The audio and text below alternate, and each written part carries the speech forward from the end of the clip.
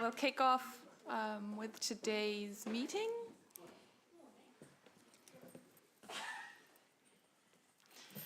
Thank you, everyone. Appreciate it that we can start on time.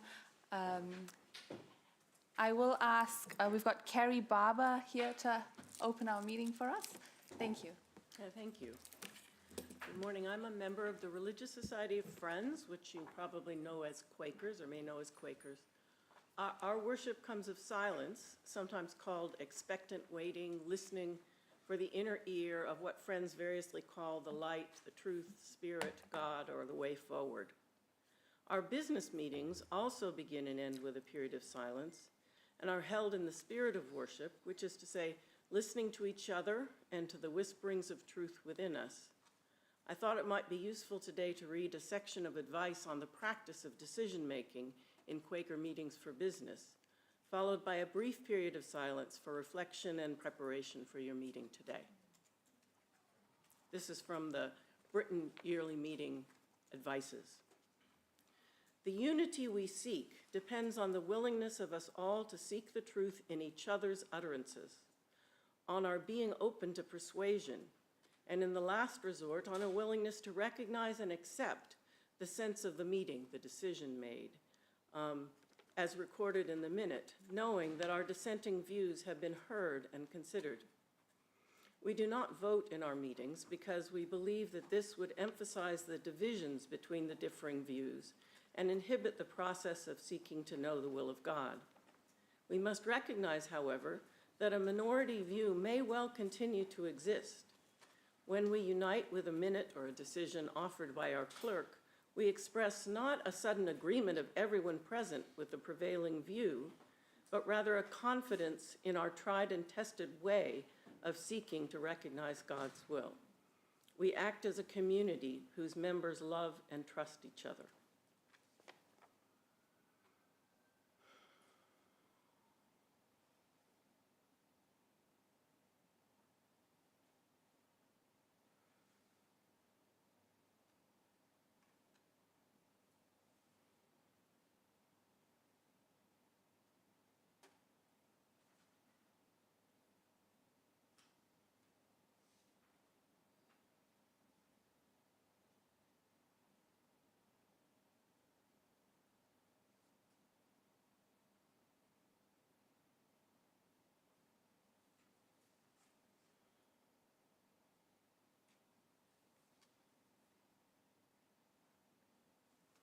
Thank you all. Thank you.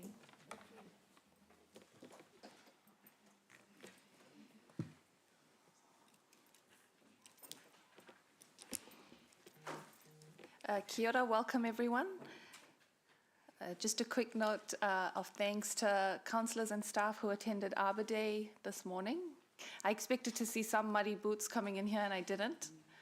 So, and I've heard that a few people have had a few wardrobe changes along the way. So. But thank you for attending. Apologies for today. We've got partial attendance from Mayor Southgate, lateness. Oh, Sarah, you're here? Yep. You are here? That's great. Needs to represent council at Future Proof this afternoon.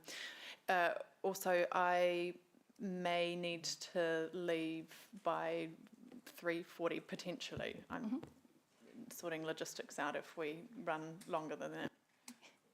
No worries. Early departure, Councillor Bidder, and full absence from Councillor Toriki. Are there any? Yes, Madam Chair, I will have to step out for half an hour at about 10 to 2, something I organised months ago before I realised it was starting a late meeting. So sorry about that. No problem. I will move those. Councillor Anata second. All those in favour say aye. Aye. Thank you. Confirmation of the agenda. We have moved item 12 up the list. It's an item of high interest. And with the mayor wanting to, well, hopefully be present for the item, she needs to pop out at 1 for that future-proof meeting. So we have brought up item 12. So I'm happy to move that. Councillor Anna will second. All those in favour say aye. Any dissenting? No. Declarations of interest, are there any? Councillor McIndoe. In item 12, but I don't feel conflicted by it. That's been noted. Thank you, Tim. Awesome. We will move to a public forum. Okay, so first up we have Julie Hammond, who will be speaking to item 12. Welcome, Julie.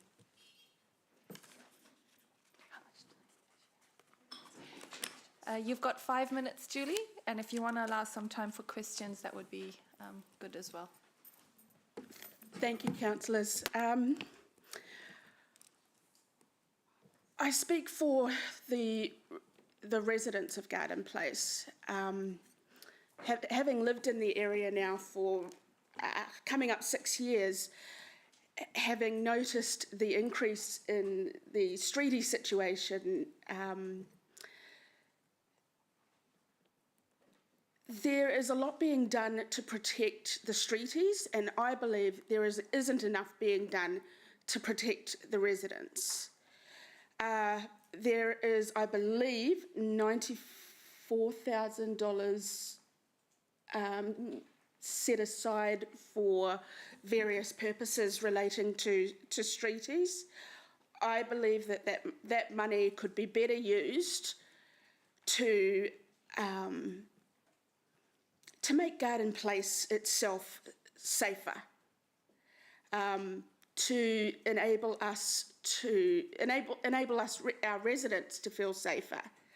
The more that we focus on the streeties, the less our residents feel valued and safe and like our opinions matter. So I would like to encourage council today to focus more on what we're doing for the residents in terms of the streety situation and the antisocial behaviour, and hopefully, somewhere down the line we can find a happy medium with regards to this situation. But I can tell you right now that the focus being on the streeties is not the way to go. Our residents deserve to feel safe. We deserve to, at the moment, I can't go out after 6 o'clock at night. It's just not safe. And I have taken to carrying a personal alarm around with me for this, for that reason. So there's been so much focus on what's happening with the streeties, and I believe not enough focusing on what's being done to look after the residents. Thank you.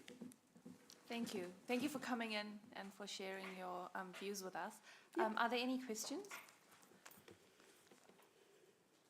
I'm trying to signal one that I'm having a fight with the system. It hasn't recognised you, but go for it, Councillor Ewan. Thank you. Julie, thank you for coming along. From your view, do you believe that having some clearer bylaws about antisocial behaviour would be beneficial, and that any sort of initiative, that's the question. Do you think a clearer set of bylaws would be helpful? And the second question is, should any attempt to manage or help streeties be in coordination with the bylaws? I think if we introduce bylaws, I do like the idea. However, it needs to be managed correctly.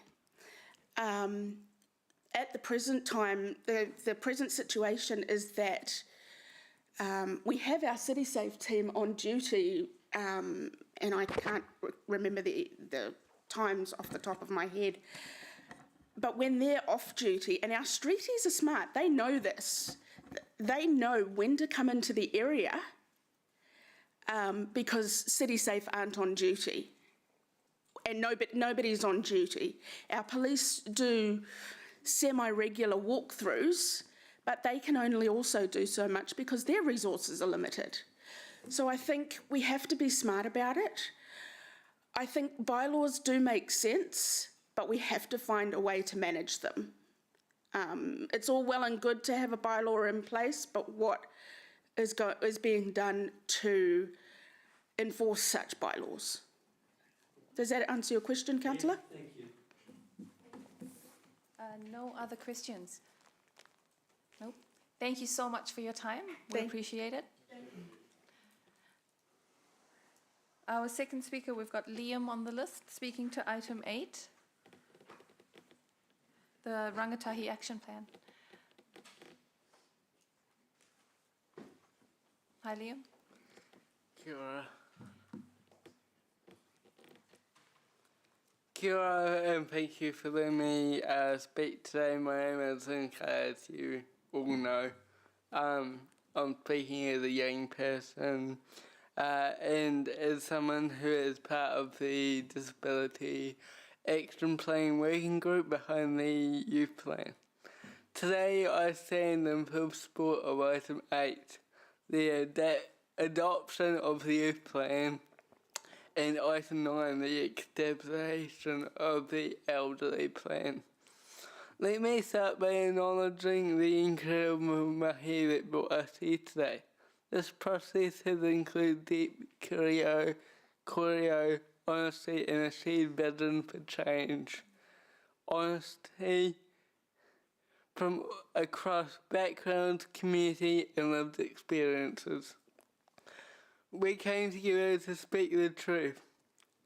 I also personally want to honour Emma Newman, our community advisor. Emma didn't just support this work, she held it, she lifted it, she championed it. She created a space where our voices, even those too often ignored, were heard. Could be heard, valued, and woven into something meaningful. Emma, your leadership has been massive, and as you continue the role, you will really make a difference in the plan. It's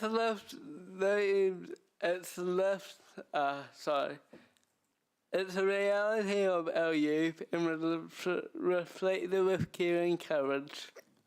As a disabled youth, I know what it feels like to be left out of voices, of actions, of everything that shape my world. But in this process, I was included, not just as a tick box, but as a helper, as a supporter.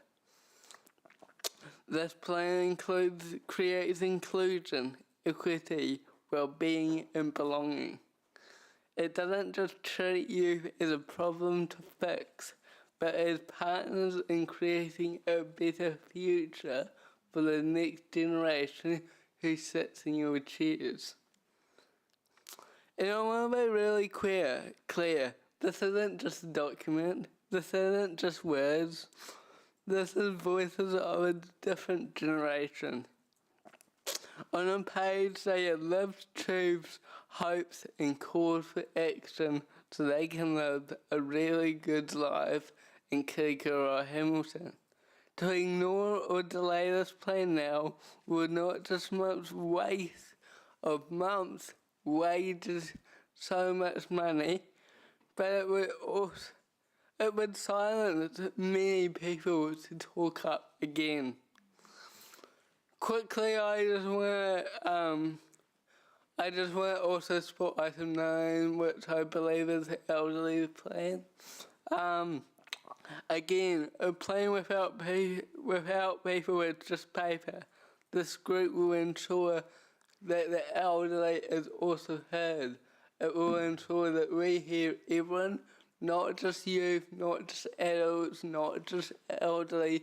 We hear everyone. That's why we need a youth plan, a disability plan, an elderly plan. Thank you. Thank you. There are no questions. Thank you, Liam. And our last group of speakers in our public forum. We've got a group from Hamilton Girls High. I'll welcome you up to the microphone. We've got Katie, Jamie, Tia, and Sarah. Welcome.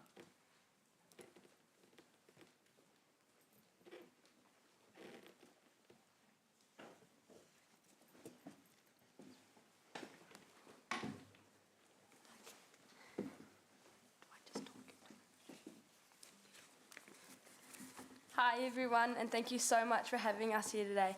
Our names are Jamie, Sarah, Katie, and Tia. and we are here today to express our concerns about the lack of youth on the Hamilton City Council and to support the actions proposed by the Rangatahi Action Plan. A youth council is a crucial step towards more inclusivity, as youth council wouldn't just help youth but help the council to have more youth engagement. Youth attracts youth, and a youth council would engage engage youth outside of the council. This is beneficial. We asked 12 schools around Hamilton for their opinion on a youth council, and the results were overwhelmingly positive. While 70.1% said they weren't involved with the Hamilton Council currently, we asked if that would change with the youth council. 68.8% expressed interest in being a part of it.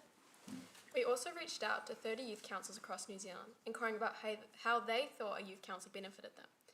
A common theme among them was reports of increased community engagement, leadership development, positive partnerships, insightful youth voice, and knowledge surrounding technology. This is beneficial for the youth council because young people allow for fresh perspectives, understanding of the world, and knowledge about social media and trends. We understand that establishing a youth council takes time, so we have a few suggestions for next steps the Hamilton City Council could take. More government education in schools is a really important aspect of bringing more youth to the council. This education could be implemented by the councils through inquiring at schools about opportunities around speaking to youth and coming into schools to present about the council and its processes. Internships are also an exciting opportunity for youth that would guarantee more youth coming to the council and getting involved. This would allow for youth to get more understanding of the council and its processes and work alongside councillors and council departments for a while. These internships could be promoted through schools and offer service hours through national service schemes and experience in return. One of these positions could include a youth social media intern. Career expos at high schools are a main source of knowledge about careers for teens, and coming to these is a great way to spread awareness about how the council works and brings more youth to the council. Thank you so much for having us today, and we would like to offer the opportunity for questions to be asked. Thank you. Councillor Tim? Thank you, Madam Chair. Thank you, ladies, for being here and for your advocacy. It was good to meet some of you a couple of weeks ago in the room next door. You mentioned that you, in the course of your research, you reached out to some of the youth councils around the country. Did any of them give you any specific examples of how their establishment and existence had actually created a change in their particular area, that maybe a council had adopted something that they would not otherwise have adopted? Just on the spot, I can't think of anything specific, but there definitely was examples of just like youth bringing kind of a different perspective that was more, because with the Rangatahi Youth Action Plan, bringing youth onto that, they found that, you know, some of the things they were planning kind of changed with the perspective of what youth actually wanted to see in the community. Right. So they did feel they'd been listened to and it was really valuable to Yeah. have that existed. Thank you. Thank you. Councillor Louise? Thanks for coming. You don't have to answer this now, but I'd be really interested to hear your thoughts on how you felt coming in today and coming into this room and sitting there with the microphones at this table. And particularly if you'd have any thoughts about, you know, how to make this less intimidating, because it can be a big thing to come and sit at this desk. So I'd be really interested to hear your thoughts. If you have any now, that's great, but you can email me later. We were all definitely nervous, but I think it was nice to how some of the councillors came up to us and told us it was like, it's going to be all right, and just to take our time and take a deep breath. So that was definitely comforting, knowing that they're not actually that scary. Cool. Thank you. No other questions. Thank you so much for coming in and Thank sharing you. your thoughts with us.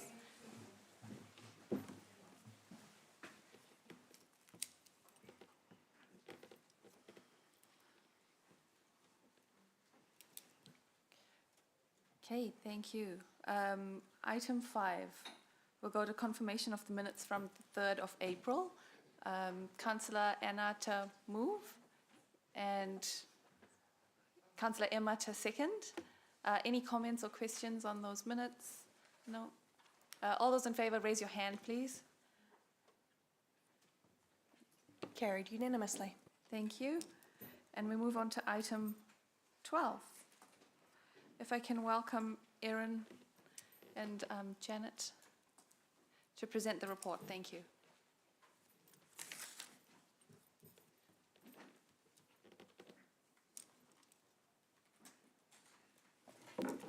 Thank you, Madam Chair.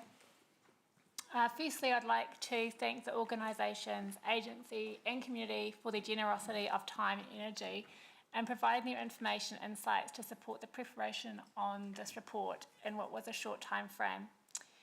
It is recognised that the 28th of August Council meeting will provide an opportunity to further support Council resolutions from today's meeting and any additional information sought. I wanted to note that we have used the Ministry of Housing and Urban Development, the definition of homeless, in preparing this report. That represents those living without shelter, for example, sleeping rough in a car or a tent. Temporary accommodation, including emergency housing and transitional housing, motels and campgrounds. Sharing another household's dwelling with no place to go, so for example, couch surfing, or living in uninhabitable housing lacking one or more basic amenities. HUD's met with us as part of a virtual road trip meeting individual councils across New Zealand. They advised that a nationally common picture had emerged. They were things like increased visibility of rough sleeping and homelessness through the summer months, cross-agency groups collaborating on approaches and or data sharing, and concern regarding the threshold for mental health assessment being too high, corrections releasing people into no fixed abode, and people who generally didn't trust government, so weren't wanting to engage with MSD or, for example, police. And there was also issues around planned kainga ora dwellings, complexes and units being paused or stopped. This confirmed that many of these issues being grappled with in Kirikiriroa are not unique to what councils across the motu are facing. This report is one piece of the puzzle in council considering ways to address antisocial behaviours and issues, particularly in the CBD, but also experience right across the city. It sits alongside the work already underway in the bylaw space, the CBD interagency collaboration, City Safe, and plans to activate Garden Place. In pulling together this report, it became apparent that there are multiple complex issues at play, many of which do not have simple answers and require multi-pronged approaches. The importance of housing as a springboard to employment and wraparound services came through prominently. The reality of difficulty accessing mental health services, addiction services, habilitation space and accommodation were also strong themes. Council's role was considered with a particular focus on its current levers and how they might best be utilised to effect positive and improved outcomes, not only for the street community but for the wider business and Kirikiriroa community. One of Council's roles is around funding.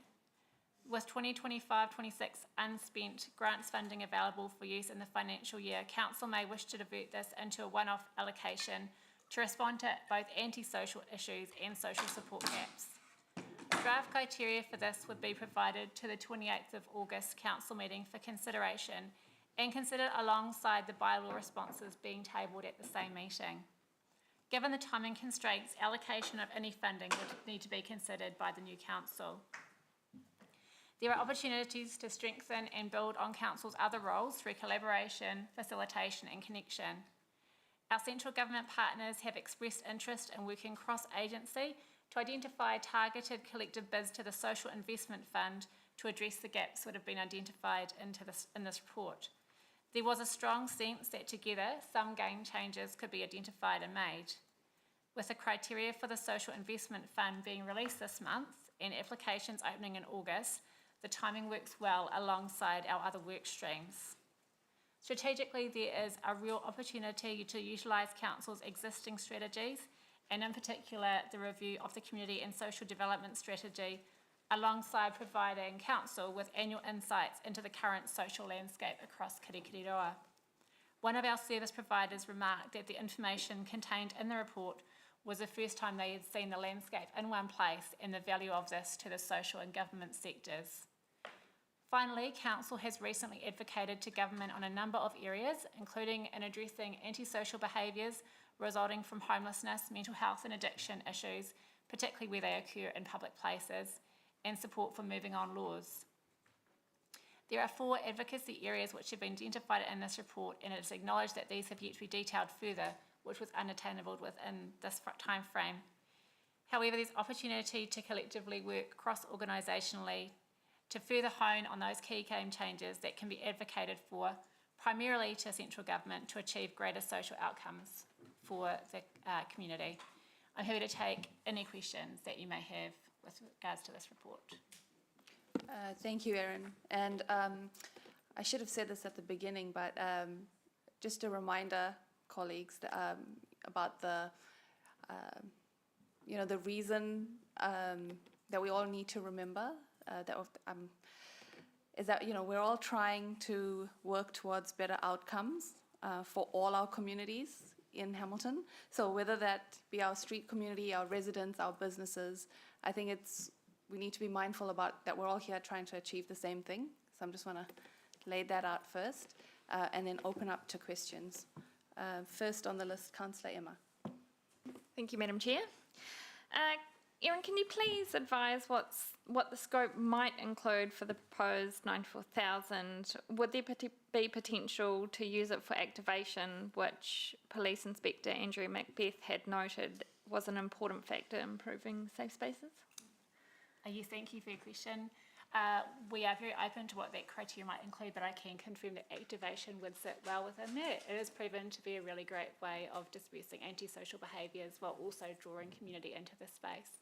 So I think that would be a great option to include in the criteria. Thank you. And can you explain how any new bylaws might work alongside this funding opportunity and how those timelines might coincide? I'll hand it over to Rebecca to respond on the bylaw aspect. Thank you. Yeah, that's a good question, Councillor Emma. The bylaws are designed to help manage the space, and so I think one of the good things about how they would intersect with activation and or any funding is that they provide a platform for and set guidelines around the behaviour required in the space. How we might, one of the bylaws that's also being looked at is public places bylaw, which is how trading in public places, and so how those things would intersect with activating and or other things that council may choose to grant.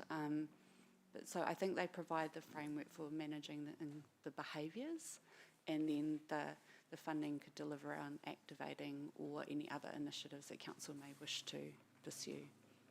So the timelines of the funding and the bylaws would come at the similar yes, time? so the timelines will intersect at the committee meeting, at the council meeting at the end of August. Council will consider the bylaws to go out for public consultation. Those will go out, and I think as Erin just identified, the funding opportunities would also come in at that time. So there'd be a good dovetailing, for want of a better word, of those two processes at that time. Wonderful, that's all my questions. Thank you. Just to Councillor Emma's question, in terms of the criteria development, can you quickly touch on where the touch points would be for elected members, like to feed into the criteria, if any?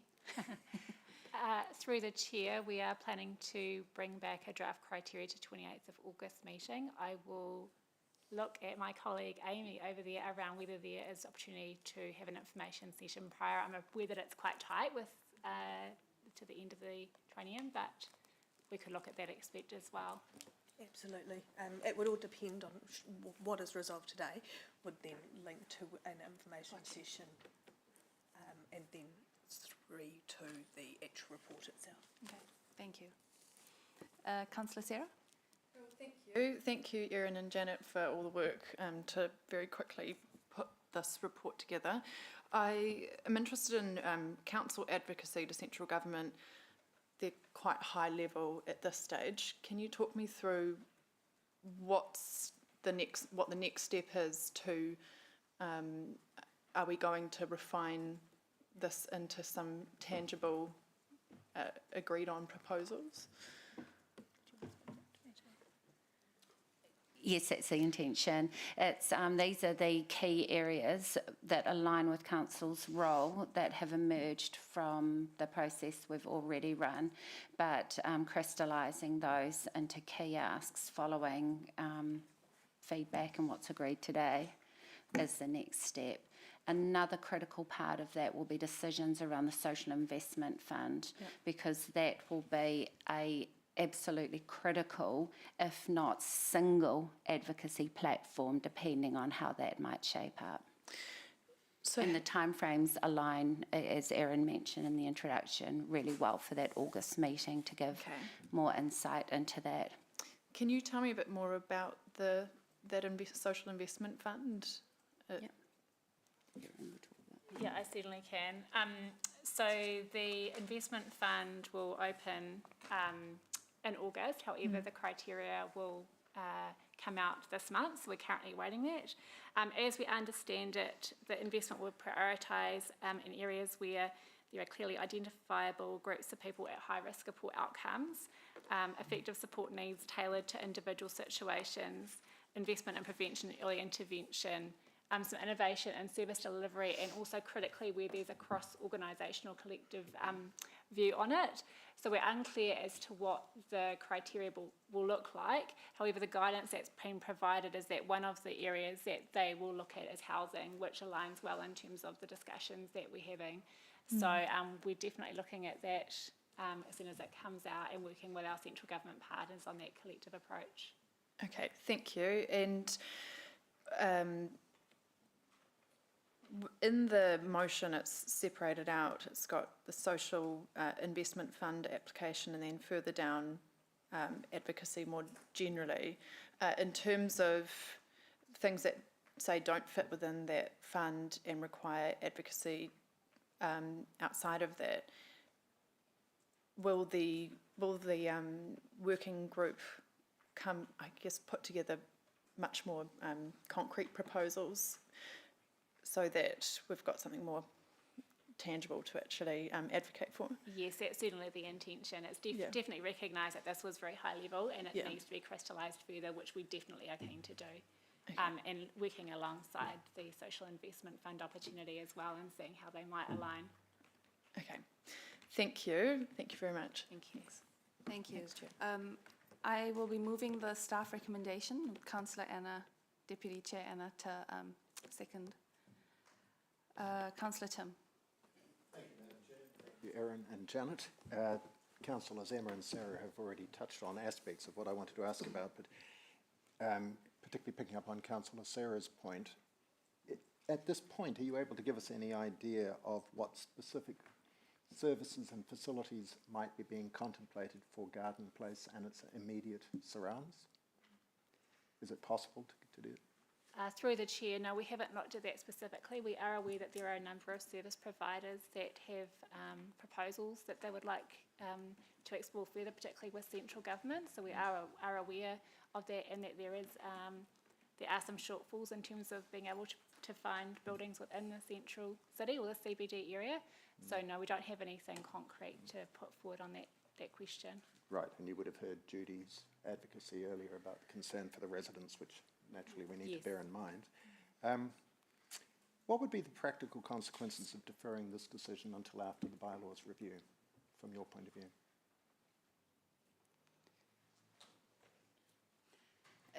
Which decision around the funding? You're asking for us today to adopt this report, and that authorises work to be undertaken and the expenditure of $94,000. So I'm just asking, what would be the practical consequences if we said let's wait until after the bylaw review?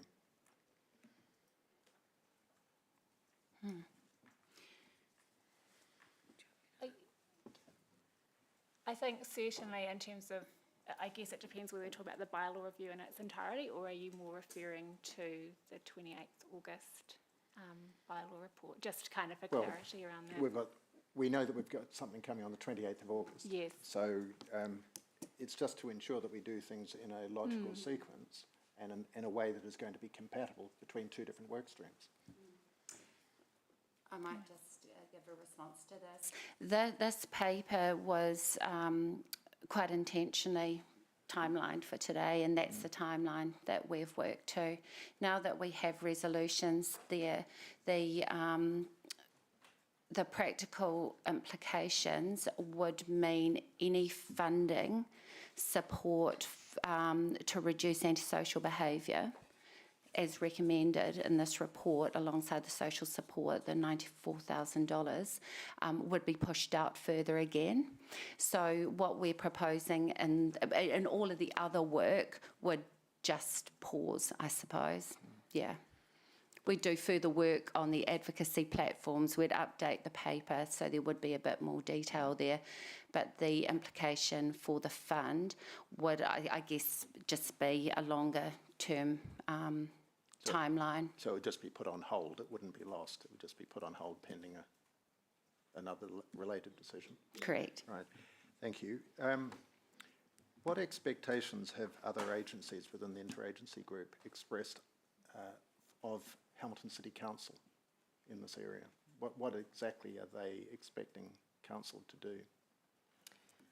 Through the chair, there were a range of views. I think it's fair to say that collectively they supported council's role in terms of facilitation, as we do in the interagency, and that they were very keen on that core advocacy role as well, around providing the services as providers that are going to support the street community in Kirikiriroa as well. Some expressed that they wish they could offer more suggestions, given it's such a complex issue as well. I think that having both service providers and central government agencies within the CBD interagency group has allowed to have some really free and frank discussions and really work through issues as they've arisen as well. So I think that I would suggest that from an interagency point of view, I think that council's role, as we have to date, in providing that facilitation and connection between them and working through those issues, I would suggest has been deemed quite valuable, and there's definitely a drive for us to continue in that role as well. Right, so I'm hearing as a conduit for facilitation and advocacy to central government, and I absolutely agree that that should be, but beyond that, nothing tangible, if you come back to Councillor Sarah's point about actual, bricks and mortar type things. There are certainly, there's obviously Te Wharakura-wise proposal around the community hub, and I know that's been put forward to council as well around funding, so that's something that council can consider, whether it's part of the one-off funding or as part of the future annual plan and long-term plan processes. There's certainly been discussion around the need for more women's accommodation in the CBD area as well. But again, that doesn't necessarily sit within council's role, but there are a number of issues that have been raised where it may not sit within council's role, but there's definitely an advocacy role that council could undertake to central government on those matters. Right, thank you. I'm happy to leave it there at this point. Thank you both. We can circle back if you have more later, Councillor Tim. Thank you. Mangai Oli. Thank you, Chair Kirsch, and kia ora, Janet and Erin. Just want to compliment you on the quality of your report. It was really, really well written. With regards to the feedback from Judy this morning and Garden Place, and casting back to early discussions about, I think, what was the genesis of antisocial behaviour in Garden Place. Point 5 talks about this report linking in with the Garden Place infrastructure review. Just wanted to know so how's that tracking along with regards to the use of Garden Place as a space, any potential modifications of that as a means of good urban design to help present a solution for this? I may refer that question to Maria if you'd like to respond on those matters around where the Garden Place infrastructure is at. Actually, Karen Saunders. Karen's over here.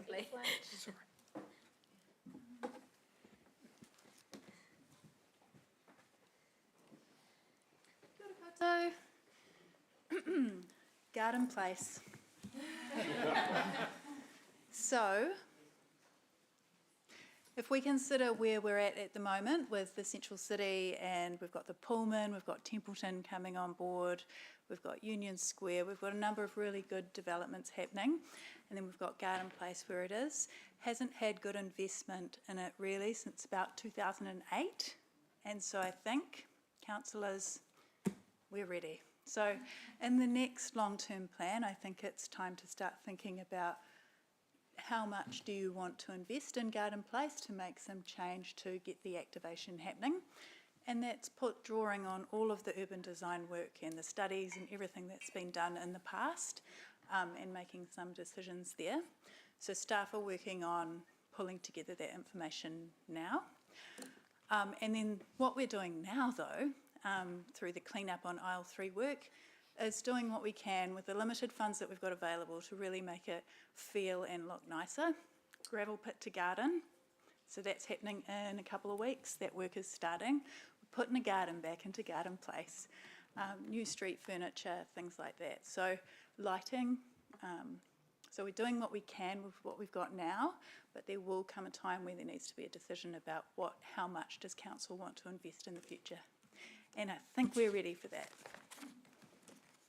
Good response, thank you. Councillor Ewan? Yeah, thanks, Madam Chair. Janet and Erin, thank you for your report. Why 94,000?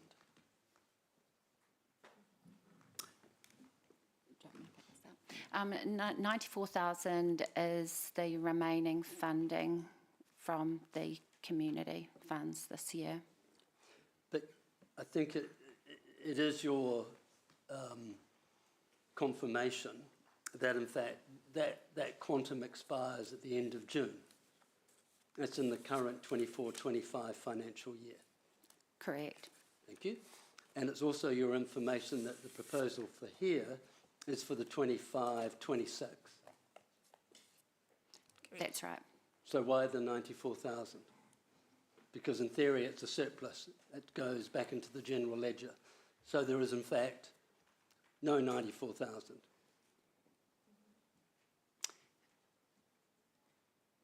Yeah, that's right. Subject to agreement to noting the saving this year being offset in the next financial year. That's correct.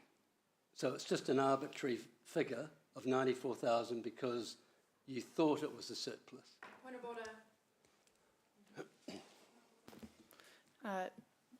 Elected members need to treat staff with respect. And so I don't think that the mode of questioning right now and the manner of questioning is respectful.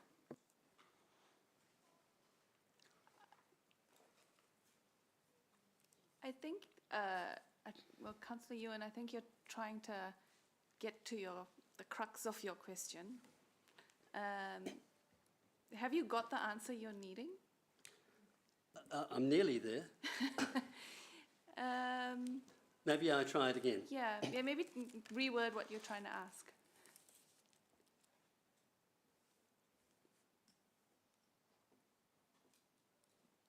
In the 25-26 financial year, there is no surplus. Correct. And you've put forward the 94,000 in your report, and you're trying to move that into the next financial year. Yes. Have you spoken to the accounts department to have confirmation that's how budgets are set?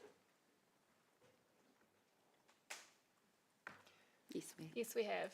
We have been advised that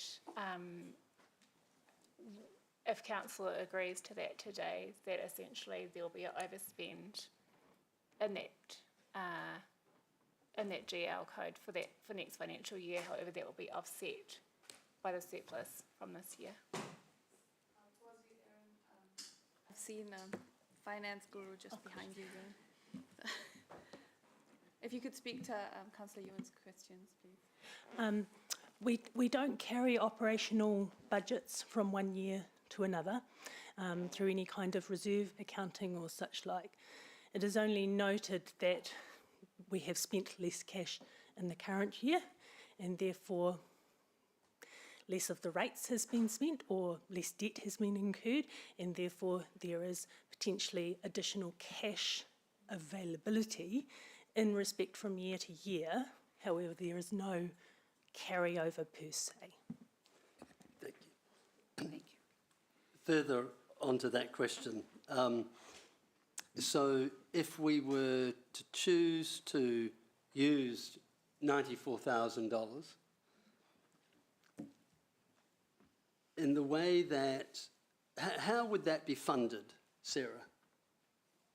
How would we fund that $94,000?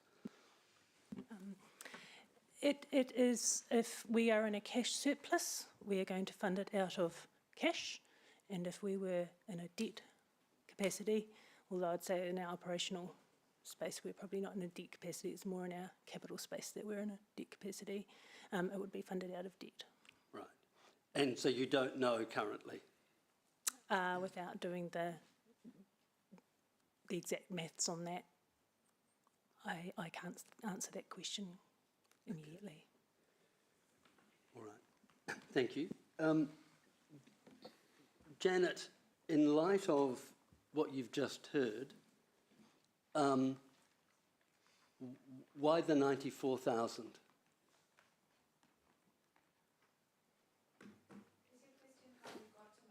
Yeah, I'm trying to understand, because from what I can understand from page 3, you're recommending us to spend 94,000 in the next financial year that either has to be borrowed or can be funded, but it's not from a surplus, because we don't carry over surpluses. So my question remains, why 94,000? Chair, I feel like this question is... Okay, thank you.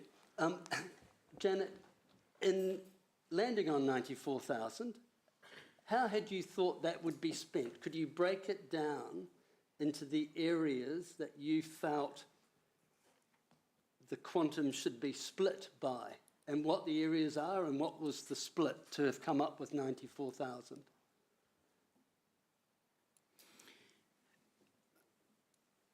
The 94,000 wasn't based on the split between projects or the need out there. What we know from our community funding applications and the community groups that we work with is that the need is really high in the community.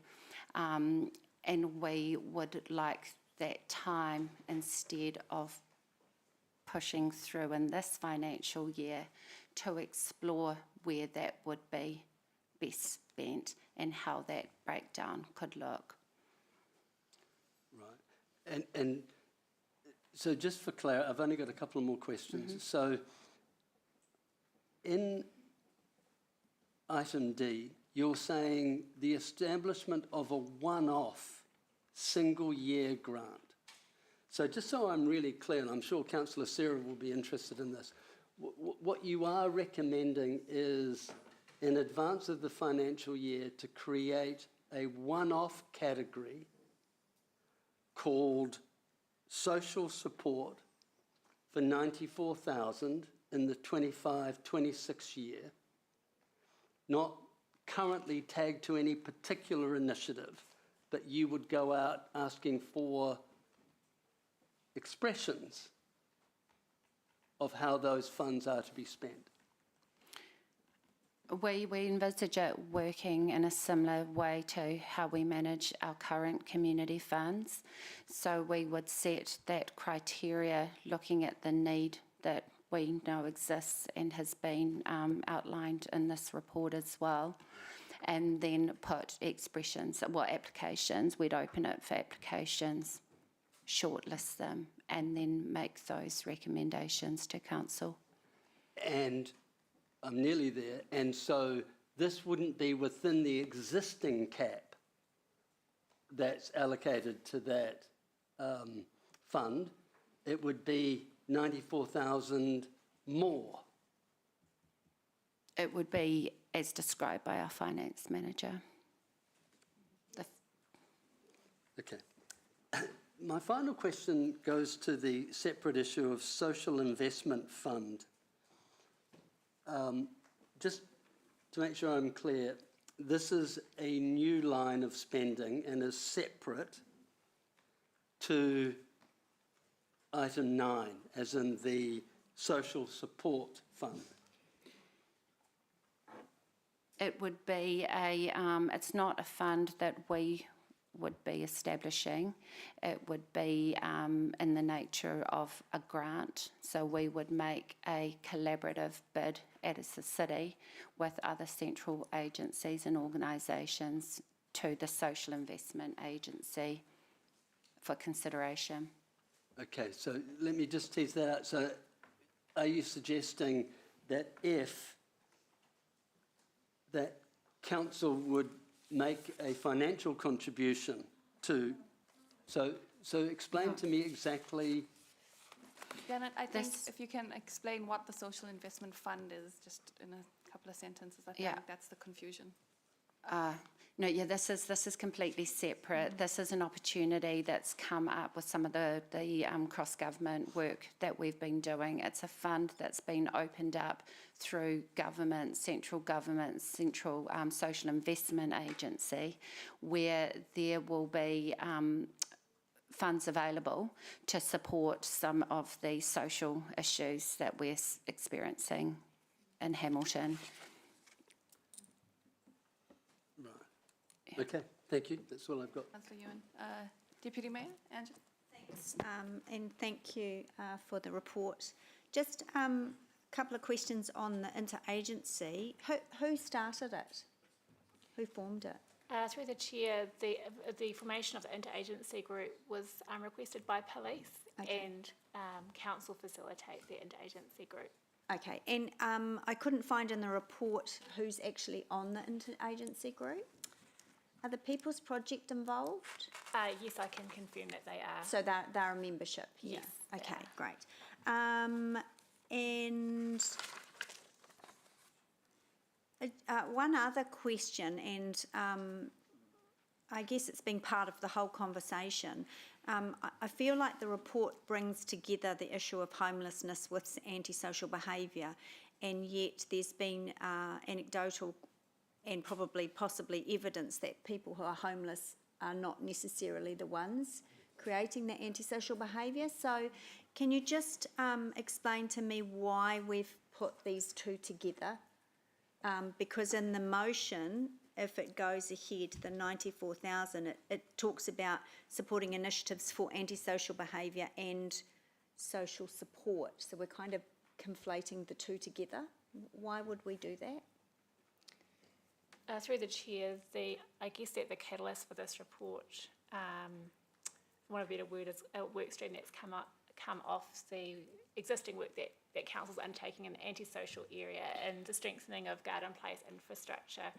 And so it's certainly up to council as to whether they would, if they go with that fund, whether they just want to direct it into support or antisocial behaviour. We've provided both options given that this sits within the realm of the wider work. So I feel that that's something that council can consider as to whether it wishes to sort of separate those two or consider them together.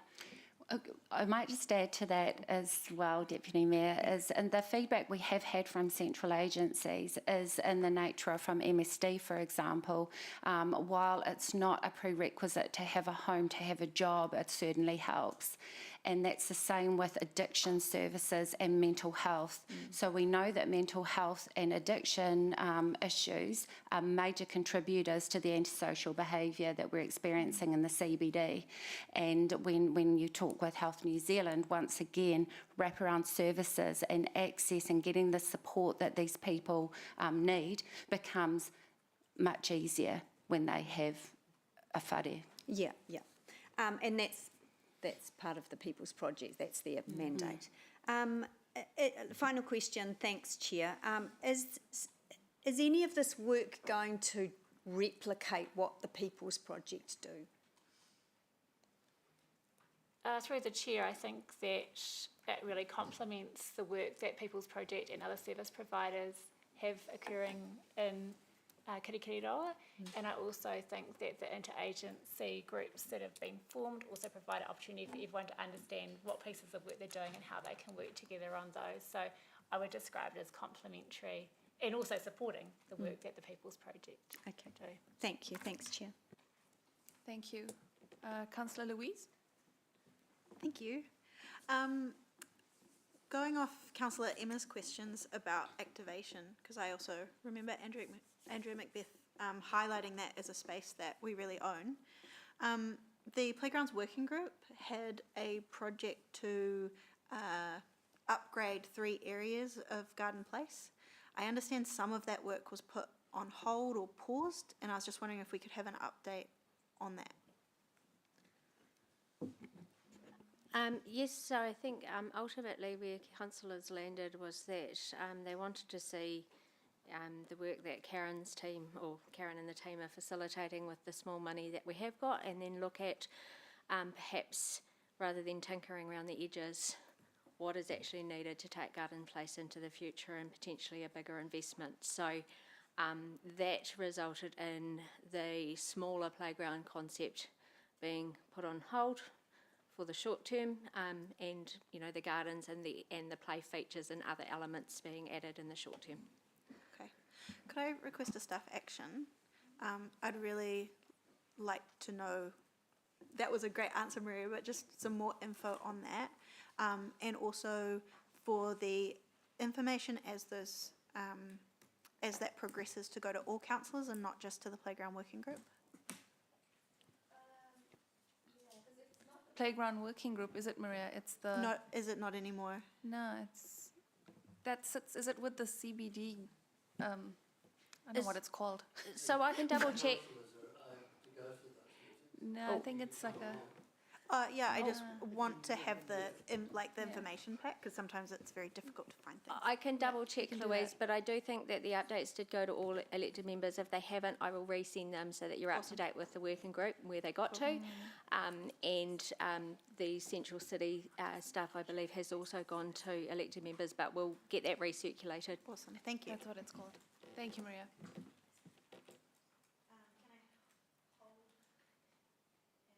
Yeah, sure. Councillor Sarah? Thank you, Chair. Oh, can I pause you for 1 second? Can I go to Councillor Jeff first no and then come back for second round? My question was really ahead of debate, in that I'm just flagging or asking you whether or not D, which involves the 94K, may be able to be taken separately for those of us who may support the overall recommendations but be struggling with that particular thing. No, that's fine. We'll do that. Sorry, Councillor Sarah? Thank you, Chair. Could I understand, please, how has the feedback from the Central City Alignment Group on this shaped the motion that's in the report, particularly in terms of the timing of the grant?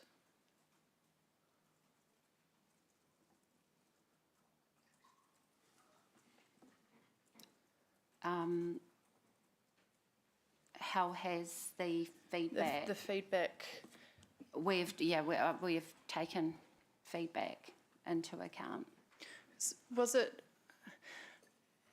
We've taken feedback into account as we've developed it in a really short time. So we have, we have adjusted some of the options along the way, and the Central City Alignment Group was our final sort of input opportunity, and that was taken into account as well. Thank you. Councillor Ewan? Yeah, just a clarification, if I could. Item D would mean that would be after we've set the 25-26 annual plan. And so is it your recommendation that that would have to be an an additional motion to spend money up and above the annual plan? I'm just trying to work out the sequence. Council is entitled to make decision to make unbudgeted decisions through committee, and so therefore it could be made apart from the annual plan. So does that mean, Sarah, that if this is voted on today, it doesn't come back for the annual plan discussion, it's just happens? I mean, council, I guess, could make that recommendation that it be included in the next annual plan iteration that gets signed off at the end of June, so it could be added to that, should council decide to, or it could be excluded from that and be added as an unbudgeted item for annual plan 25-26. Okay. One final question, if I could. When you were preparing the report, who came up with the fact that there was unallocated $94,000 in the Community Grants Fund? Was that a member of staff or an elected member? I think Councillor Ewan's asking how we got to the number 94.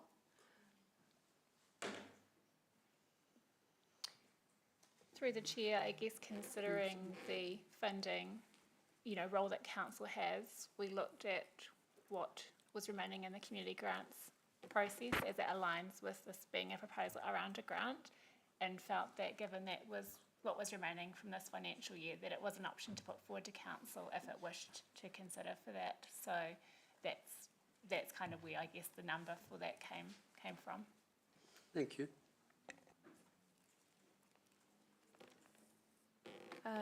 Deputy Mayor? Actually writing an amendment just for D. I was just wondering if you would take a couple of minutes adjournment, because I don't know if I've got any support for it. Are there any other questions before we pause for a few minutes?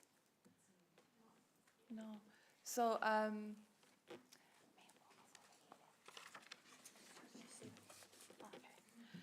all right, yep, we will pause. If everyone can just give us about 5 minutes. Thank you.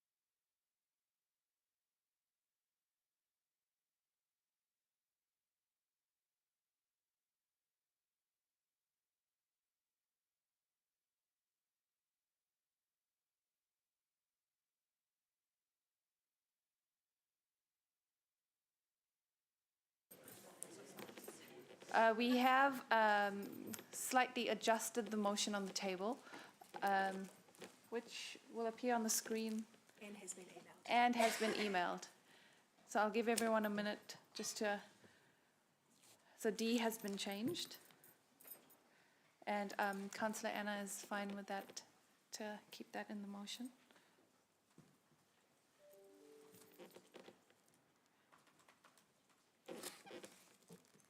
All right, if there are no other questions,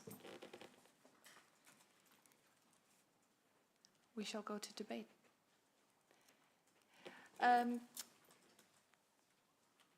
Councillor Jeff, just some sort of indication from you. You asked initially, to take it separately. Are you still wanting that to? No, the money's been taken out. Yep. So I'm happy. Okay, so we'll take that as one, please.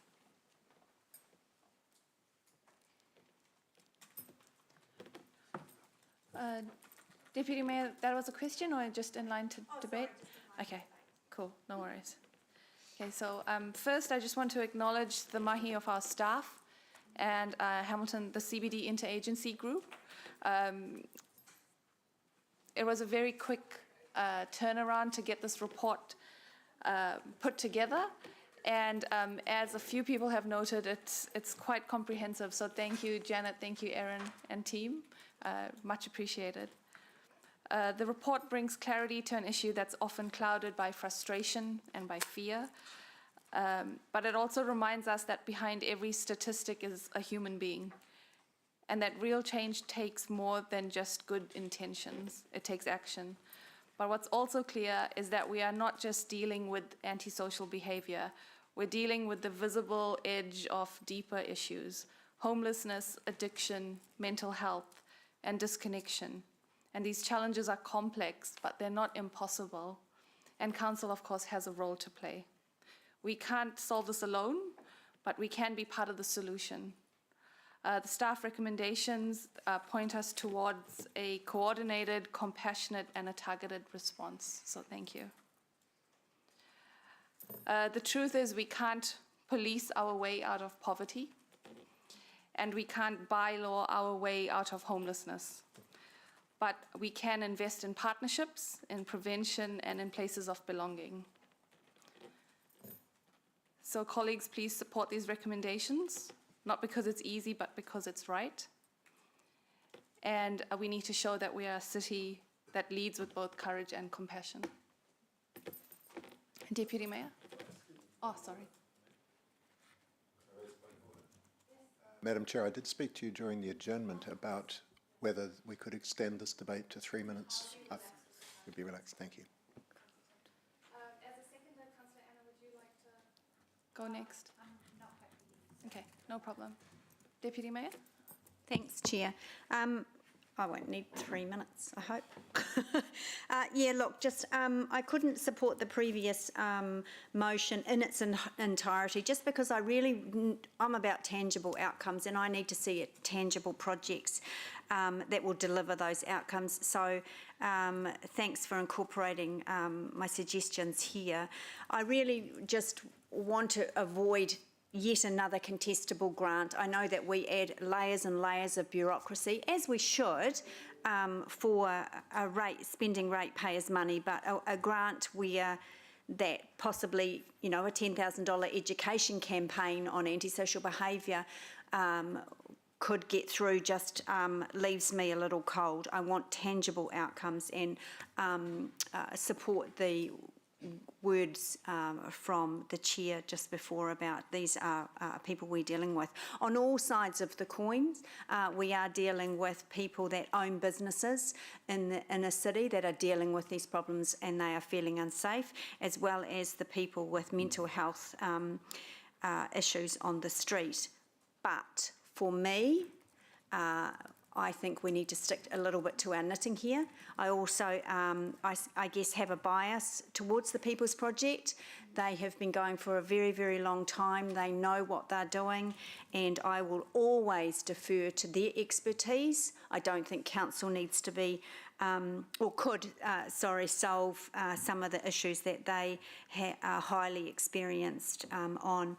I did attend the previous interagency group on behalf of the Mayor's Office 2 weeks ago. And look, I won't comment on that. So look, yes, thank you, Chair and Councillor Anna Casey-Cox for allowing this change. I think that what we'll get back is we'll get criteria on the projects, we'll get a list of projects, and then Council will be able to determine whether they fund those projects for tangible outcomes. Thank you. Councillor Tim. Chair, and like the Deputy Mayor, I was uncomfortable with the motion in its entirety previously, and so I thank the Deputy Mayor and others for the work that they've done during the adjournment to reach a point where I think we're probably going to be able to find agreement. Can I just make three seemingly unconnected observations? The first, and again, it's something that the Deputy Mayor's already noted in her questions, vagrancy is not the same as homelessness, although the two are sometimes connected. And it would be very unfair to paint all of Hamilton's homeless people as vagrant, because the majority certainly are not. The second is that Hamilton City Council is not a social services agency. And the third is that there are major shortcomings in our country's current responses to a raft of issues connected with homelessness, as are well articulated in Joanne Turner's clear and compelling report of 1st of April, which is found on pages 12 to 14 of today's meeting papers and Diligent. When this topic was last discussed in this chamber on the 30th of April, I declared my conflict of interest as the chair of Te Whakakurawai Tangata o Kirikiri Roa and did not speak in the debate, which led to criticism of me in the media and from some of my council colleagues sitting around this table. Although I remain on the board, I stepped down as chairman of TWK just over a week ago. I want to say how proud I am of the evolution of that organisation from a basic provider of night shelter accommodation up until a few years ago into the 24/7 provider of accommodation and a myriad of holistic services that it is today. I'm also proud of Joanne and her wonderful team of dedicated staff who work alongside our guests every day and achieve a great deal which usually goes unnoticed and unreported. But they are increasingly being expected to deal with highly volatile and predictable and sometimes dangerous individuals with a marked absence of support from other agencies. They are often treated as a dumping ground of last resort. That isn't good for those who are taken there without any wraparound support, or for the other guests who are in TWK accommodation, and some of those issues were well covered in the Waikato Times report of 15th of May. Since Joanne's report of 1st of April was written, TWK has learned that the work reflected in it has not been supported by MSD, which is beyond frustrating. I support all efforts to advocate as vigorously as possible for improvements in this area. Without police, mental health and other agencies' support, the problems we have witnessed recently, which are resulting in increased community concern, will only get worse. But it is not satisfactory to ignore the increasingly unappealing and sometimes intimidating behaviour of some people who are occupying Garden Place and surrounding areas, as was highlighted earlier by Judy, speaking as one of the concerned residents in our public forum. The heart of our city should be a thriving, safe and inviting place for all. At the moment it is not, and many citizens choose to avoid it.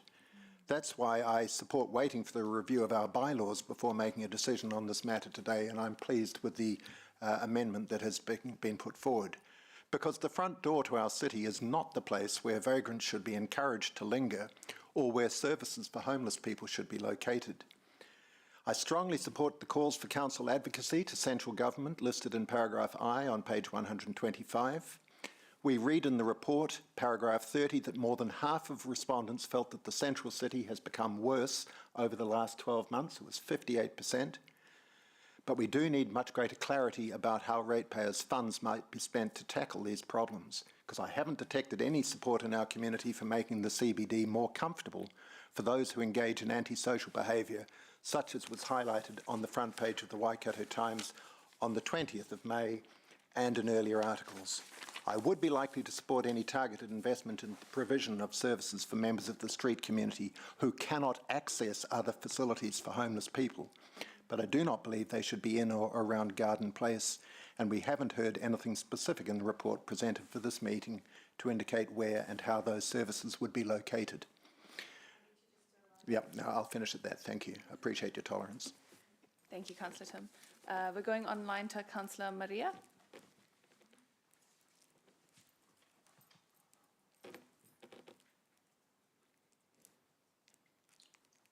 Tēnā tātou katoa I runga I te marama o Huna. Our moon state is Huna, which is quite interesting because Huna is about things that we can't see. So let's begin with a simple truth. You cannot punish poverty, you cannot punish trauma, and you cannot punish homelessness. These are not crimes. They are the visible symptoms of systems that have failed people, often over generations. In Hamilton Kirikiriroa, we all want a safe, welcoming CBD for business owners, families, shoppers, workers, and those without homes. But let's not confuse hardship with harm. There are already laws to deal with criminal behaviour, and police have the tools to respond when it is needed. What we must not do is criminalise people simply for being poor or unwell. Instead, let's support the incredible community groups already doing the mahi, the work. The serve who feed people every night of the year, 365 days, asking nothing in return but offering dignity and a hot meal. The Hamilton Christian Night Shelter offering men a warm bed, safety and a sense of worth. Te Runanga o Kirikiriroa provide vital social, cultural and housing support to whānau, not just as a service, but as a kaupapa grounded in manaakitanga and tino rangatiratanga.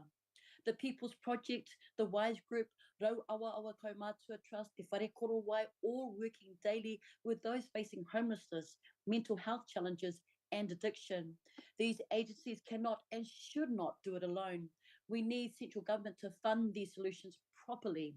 Housing, mental health, wraparound care, these are national responsibilities playing out on our local streets. Wellington must step up and provide lasting, meaningful investment. At the same time, we must support those keeping our CBD safe. Our city safe staff and Māori wardens are frontline guardians, often in tough situations. Let's equip them with the training, tools, and cultural support to de-escalate with compassion, not conflict. We all want a city where people feel safe, and that includes the most vulnerable. We cannot punish people into wellness, but we can fund the right support, walk alongside people with mana, and restore dignity through kotahitanga, doing things together. That is how we build a Hamilton that feels like home for everyone. Tēnā tātou. Thank you, Councillor Maria. Mayor Southgate, Mayor Paula. Oh, kia ora koutou. Thank you, everyone. Sorry I couldn't get back in person. I'm at the Future Proof meeting. Look, I want to thank staff for the report, which has in fact done a great job of pulling together the requests of a previous council decision. We all know what we're trying to solve here. We are trying to solve a discrete set of issues that are plaguing some public spaces. But we want to do it in a way that makes the city, the CBD, a nice place for everyone to coexist together in a pleasant way, in a suitable way. So I support the changes you're trying to make. I will reserve my judgment as to whether I support the fund or what I support it for going forward.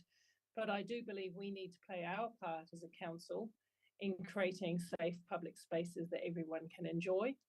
And I particularly think it's important to work alongside the police in this matter. So you've talked about in the resolution, in the motion, around the multi-stakeholder group, but you haven't, the community group, which I've never attended, by the way. It's always been a staff group.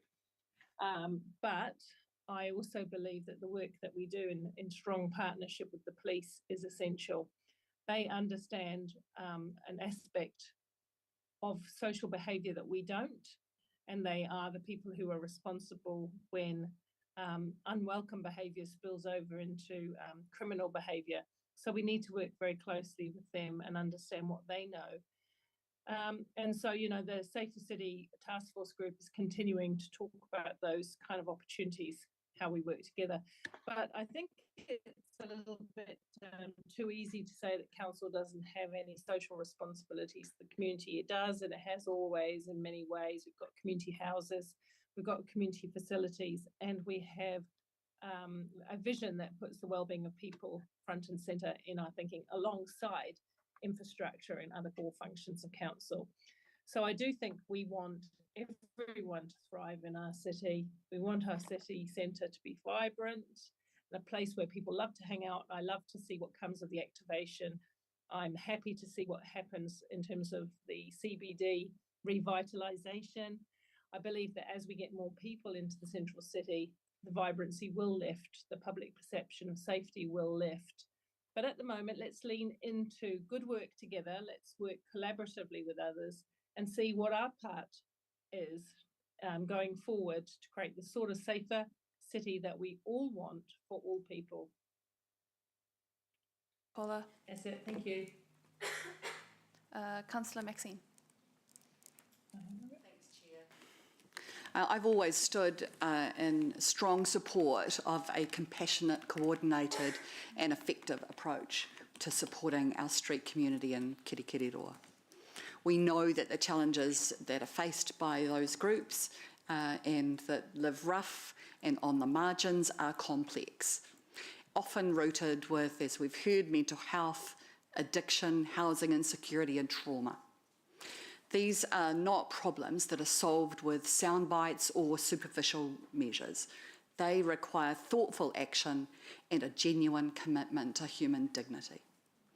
I support investing in enabling positive actions for our street community, actions that are grounded in evidence, shaped by frontline experience and delivered with aroha. The amended motion will give us a view of what those actions could be. Our council staff are well placed to work alongside trusted community partners, navigate future funding responsibility and focus on initiatives that are often proven to support positive outcomes.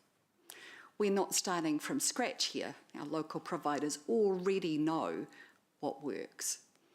They've got a targeted outreach. Housing navigation, health interventions can and do change lives when they're supported properly.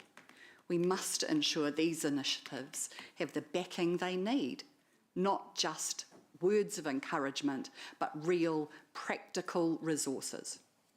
The issues we face locally cannot be solved by our local action alone. They must, in that, we must continue to advocate loudly and constantly to central government alongside others to improve the outcomes for our street people. We want the right kind of housing, adequate healthcare and additional services for addictions. Not just more houses, but homes that offer stability, support and dignity. Compassion and dignity must be the threshold for today's decisions. I saw the front page of the Waikato Times this morning, and I reject the suggestions that deploying RoboCop as a patrol in the CBD is a good outcome. Such proposals may sound decisive, but they fail the test of empathy. They treat the symptoms, not the causes, and they risk further dehumanising people who are already vulnerable. I choose a better path that affirms the mana of every person in our city and meets hardship not with hostility, but with humanity. Kia ora. Thank you. Councillor Jeff. Thanks, Chair. Look, I won't be making a big fancy speech on this. I'll just reiterate that I can support this as that 94K has been taken out. The issue for me on that was the process. It was a case of basically allocating the money and then really coming out for a reason how to use it later, which to me is just cart before horse and totally the wrong sort of process. It still looks like we're going to get presented with a wish list, and I'm unlikely to look favourably on that unless it's tangible and directly focused. Because we haven't got money to spend, so I'll be reluctant to spend any. But if we are going to do anything, it needs to be focused. If we need more toilets in the CBD, fine, things like that. And I think we are already on a pathway in terms of we're trying to get some tougher bylaws across, which will hopefully empower the police. And it's been really pleasing to see a much higher profile from the police in Garden Place recently, which I think has made a difference. And I think that we had a public submission today which reminded us that there are residents in Garden Place and there are businesses in Garden Place who have needs here, and we should be thinking about them just as much as we're thinking about anyone else. Just in terms of Garden Place, we've been talking about doing some work on Garden Place, and there's been some good work already done. It's kind of halted while we come up with a wider picture. And the problem with Garden Place, I think most of us acknowledge it's too big and there's not sufficient activation. I think one day a brave council might come along and put a lane of traffic on either side and some car parks, and you might start attracting some really high quality retail, and you might start getting more people in and out there. I don't know when that brave council is going to be, and I don't know if I'll be on it. But I think one day that is probably going to be the solution to Garden Place, because I think as a public space, it doesn't work. And I think we can kid ourselves about all sorts of things, we can dress it up, but it doesn't quite work, and there's fundamental reasons for that. And so I think that's going to be a big and this is not all about Garden Place, but it was probably Garden Place that kind of instigated a lot of this, what we're talking about today. So I guess I'm just flagging that I think that's the thing that one day we're going to have to solve, and it will make, until that day, I just feel like we're skirting around the edges with Garden Place. Thanks. Thank you. Councillor Emma. Thank you, Madam Chair. Firstly, I just want to thank staff for their work in this area and their considerate report. I also thank our public speaker today on behalf of the residents and the interagency group for their input and time in shaping this document. What's clear is this is a multifaceted problem. It involves mental health, addiction, and other long-standing systemic issues. There's no one solution, and it'll take multiple groups and a multi-pronged approach and for everyone to work together to even start to address it. I have always been clear that given the complexity of the issues and the range of viewpoints that must be considered from social agencies, local businesses, residents and the general public, that there needs to be an and approach. And in my view, this means supporting social agencies' activation as well as reviewing the bylaws, which will reinforce behaviour expectations for all people. I think every councillor in this room will have heard loud and clear the large number of submissions and pushback on the proposed cut of the community grants in the LTP, and that the community wanted to see the council investing money back into the community.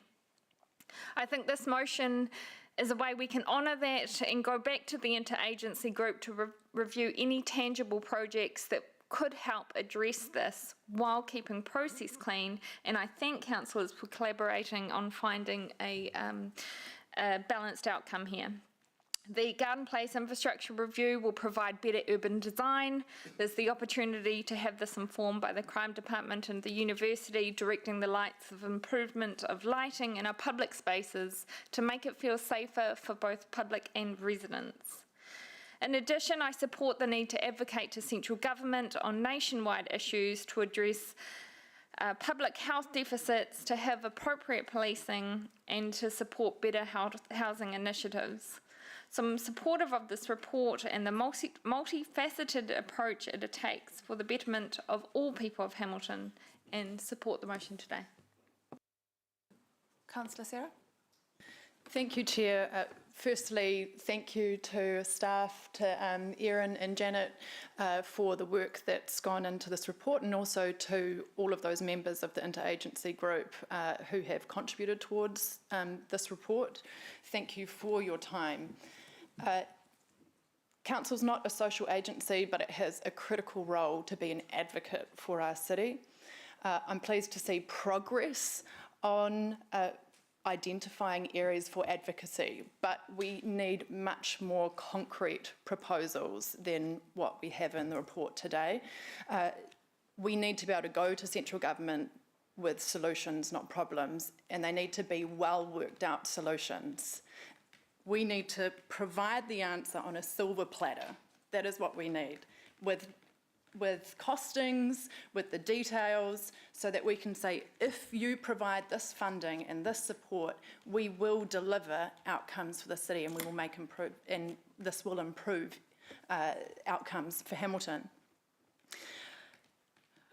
I think what concerns me is hearing, for example, that while Kāinga Ora have increased their housing stock in Hamilton by around 900 homes over the last 2.5 years approximately, and still have about 40 homes to go, after that there will be basically no net increase in public housing in Hamilton.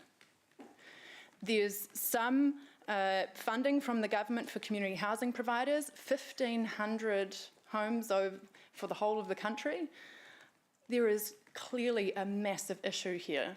We're wanting people out of emergency housing, we're wanting people off the street, and yet the number of public homes is about to flatline. That is something that everybody should know, and we should be advocating very hard on to change. It's also very clear that there are massive holes in our mental health and addiction support services. I just want to note briefly this morning's article. I was really disappointed to see that. Councillors need to be ambassadors for our central city. There is a lot of good stuff going on here. There are people investing hundreds of millions of dollars into our central city. There are fantastic developments coming. We are making improvements to the public spaces. We're bringing back the garden to Garden Place. And actually, I've heard from Vanessa that Garden Place is better than it has been in a long time.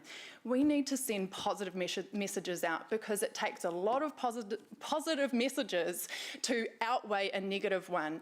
We need to ensure that we are not using this issue as a platform to have a headline. We need to be ambassadors for our central city and change the narrative as well. Thank you. Thank you. There are no other speakers. Oh, sorry, Councillor Anna. Thank you. I just wanted to first acknowledge the staff. It has been a really short turnaround for this report, and you've done an incredible job. I am looking forward to the ongoing work with the interagency group and the identification of those projects. I believe there is a way that we can reduce antisocial behaviour by calling people in, not out, by activating spaces and by filling them up with people, and I mean all people. And I'm inspired by the work of the many services we have in town, and some of our friends in the audience, that they promote a narrative which is about us, not them and us. And I think that's a really important narrative for us to hold on to, especially as councillors. That does not mean that any of us are perfect or that any of us behave well all the time. We point of order our own antisocial behaviour in this chamber. I think there's an approach that will provide support, activation, and also enable positive behaviour. And our interagency group is now tasked with developing this list of actions. And I look forward to seeing this council supporting that list of actions and being proactive and positive around that work that we have tasked them with doing. Being purposeful and having connection, these things matter, and we can be part of enabling them. One of the challenges that police and others have who might be moving people on is where to encourage them to go to. We have welcoming spaces in the city. We have Hamilton Methodist Services, Centre 401, Te Whare Korowai, and others. We may need more spaces. By working with the interagency group, we are giving the time required to determine what best can be done and do that next piece of work. building on what we've already done. The targeted collective bid is vital work, and thank you, Janet, for the relationships you're forming there and the intention to do this good work. We do have a housing crisis, as Councillor Sarah alluded to. No one likes emergency housing, but people probably like it a hell of a lot more than a car, a tent or a bridge. We need other housing products desperately. A flat-lined kāinga order is shocking. At our recent Waikato housing hui, we heard that there are many rental listings on TradeMe, but none are affordable for the people in need of housing. Providers are trying to turn to private landlords because KO houses are drying up, and there is no one filling that gap. Sometimes, if I'm honest, I think this job is tough, but it's nothing compared to the work that our social agencies do, and it's nothing compared to the work of a person who's actually poor or without in our city. Being poor is really hard work. Having no access to services it's the toughest work that anyone could face. And it's work that we need to get rid of. It's immoral and wrong to have poverty in this country and in this city. Kia ora. Thank you. All right. No one else to speak. I don't have a right of reply. Apart to say thank you for sharing your thoughts and your views, and again, thank you, staff. So we'll go to the vote on the board, if that's okay. Sorry, Madam Chair, I did have my name up, but I may have come in very late. Sorry, based on last week, you were after she said my right of reply is to thank. Sorry. As Chair, if that's your ruling, I'll let you rule. I think my hands are tied. Well, no, the Chair's got the discretion. You can do as you wish, but my advice is based on number one, you said. I think the standing order is the Chair's discretion. Yes. I call the vote. No, that was to change, that was to add an amendment. Wasn't to do with speaking, that was Councillor Sarah's. What's that? You're right. Yeah.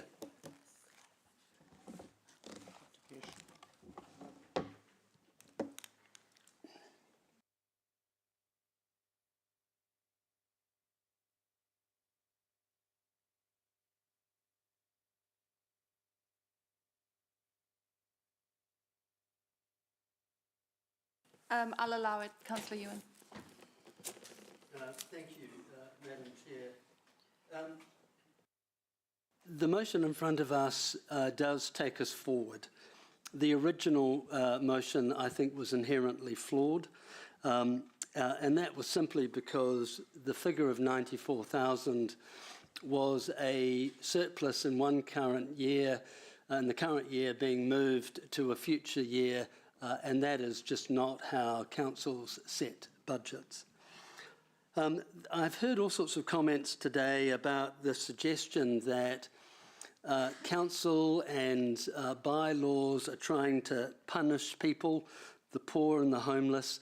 I'm not hearing that at all. The reality is this chamber is trying to work towards a meaningful resolution on addressing the social challenges that this city is facing as we grow.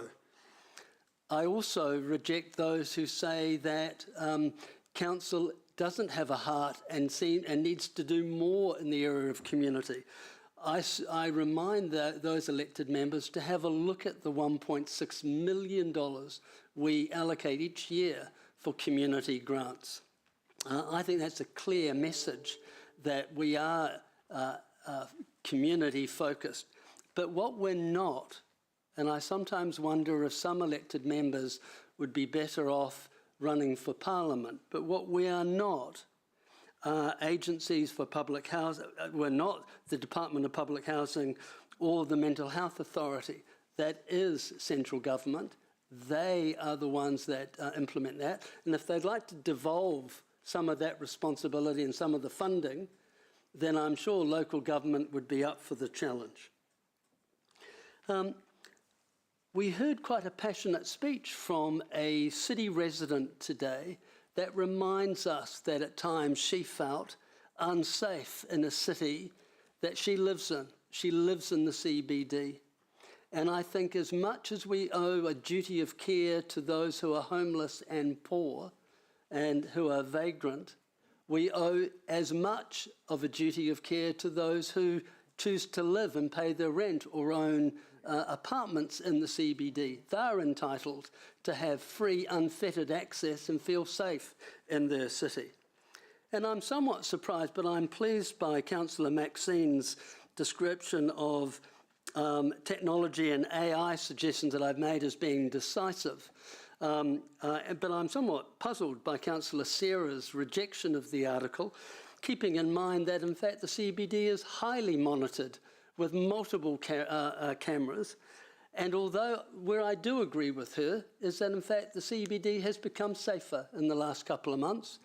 And a number of councillors around this chamber who have put forward multiple strategies and raised this issue can take credit for some of that improvement. A lot more improvement that's happened over the last 3 or 4 years. Technology will help us solve these problems. So to reject it out of hand is a little churlish. The reality is, moving forward, there's a motion that we can work with and is sensible. Councillor Louise. Thank you. I'm really in favour of reducing the council churn, the bureaucracy of asking community organisations to put forward proposals which may or may not be funded is not something I'm a particular fan on. So I'm much happier with the solution proposed in the amended motion. It's easy to spend time also hand-wringing about how a grant fund is divided up, but today's solution of going to the experts, of the people working at the coalface to hear what strategic interventions we could support is a much better way of going about this. I agree with many of my colleagues who have said that council doesn't provide social service and that's not our expertise, but we do have a role in collaborating and coordinating and supporting others. We cannot reduce homelessness, reduce addiction and mental illness, or heal trauma without listening and working alongside those at the coalface of these issues. I will be very surprised if the slippery slope into 1984-esque approaches and individualised surveillance will be in any of their recommendations. And I don't know if those communities or those supporting them really care about whether the money has been in this financial year or the next. It's about doing the work and helping the people. I do want us to consider activation as something we do hold most of the levers for, and we're talking about some of those levers later today with the events policies and with other work that we're doing. But I think we should be doing it faster and we should be prioritising that work. I really want to thank our staff. I really valued this report. I was excited by the idea of collaborating on bids for the government's social investment fund, and that we do still need to be advocating to the government in terms of the items on the staff recommendation, because they hold so many of the levers that we don't. This was a report written with consideration and compassion, and I'm really proud to receive that report. I also really want to thank my colleagues. I had so many air punch moments of yeah, Councillor Kesh leading with compassion. Yeah, Councillor Maria, let's not criminalise people for being poor. Yeah, Chair of Finance, Councillor Maxine, let's meet hardship with humanity. Those are things that make me proud of my colleagues and remind me of the breadth of leadership around this table, and that we are far more united on this issue than we might otherwise appear. And I'm really proud to be united in humanity and compassion. Kia ora. Thank you. Now there are no further speakers. Look, I knew at the beginning of this meeting, when I knew this report was coming forward, that this was going to be a tough item to get through, because I know how passionate everyone feels about our city. And what I tried to remind everyone of at the beginning of the item was that we're all here for the same reason. We all have the same why. We want to see a safe, vibrant city where everyone feels like they belong. So whichever angle you come at this issue with, I think that the why remains at the heart of it.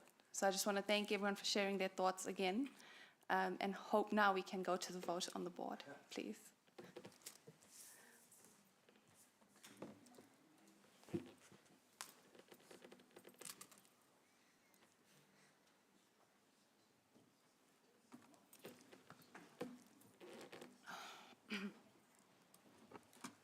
motion is carried unanimously.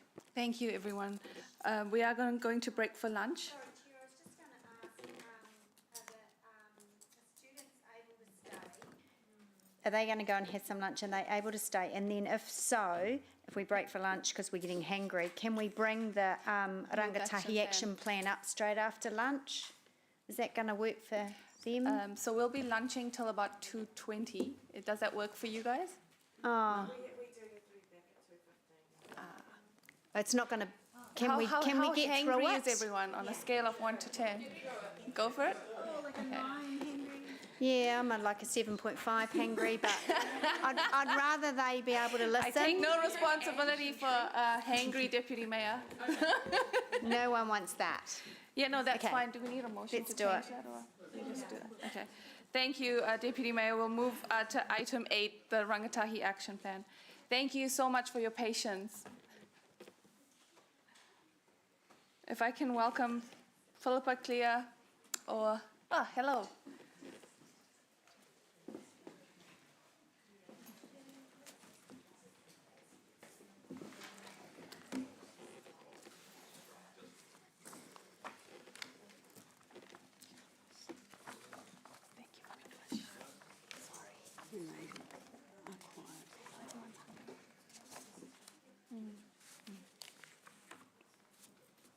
Over to you. Oh, awesome.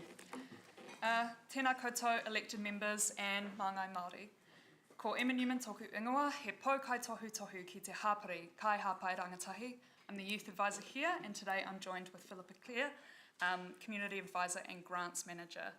I'm honoured to be presenting you with our draft Rangatahi action plan seeking approval for adoption. The goals of this plan come from what young people told us was needed to make our city better for them. And each action that sits under those goals is a direct response to what we heard. And we heard a lot. We ran 2 successful community consultations where we spoke to thousands of rangatahi right across the city, both in person and online. We also made sure that we reached a diverse representation of youth within the 12 to 24-year-old age range.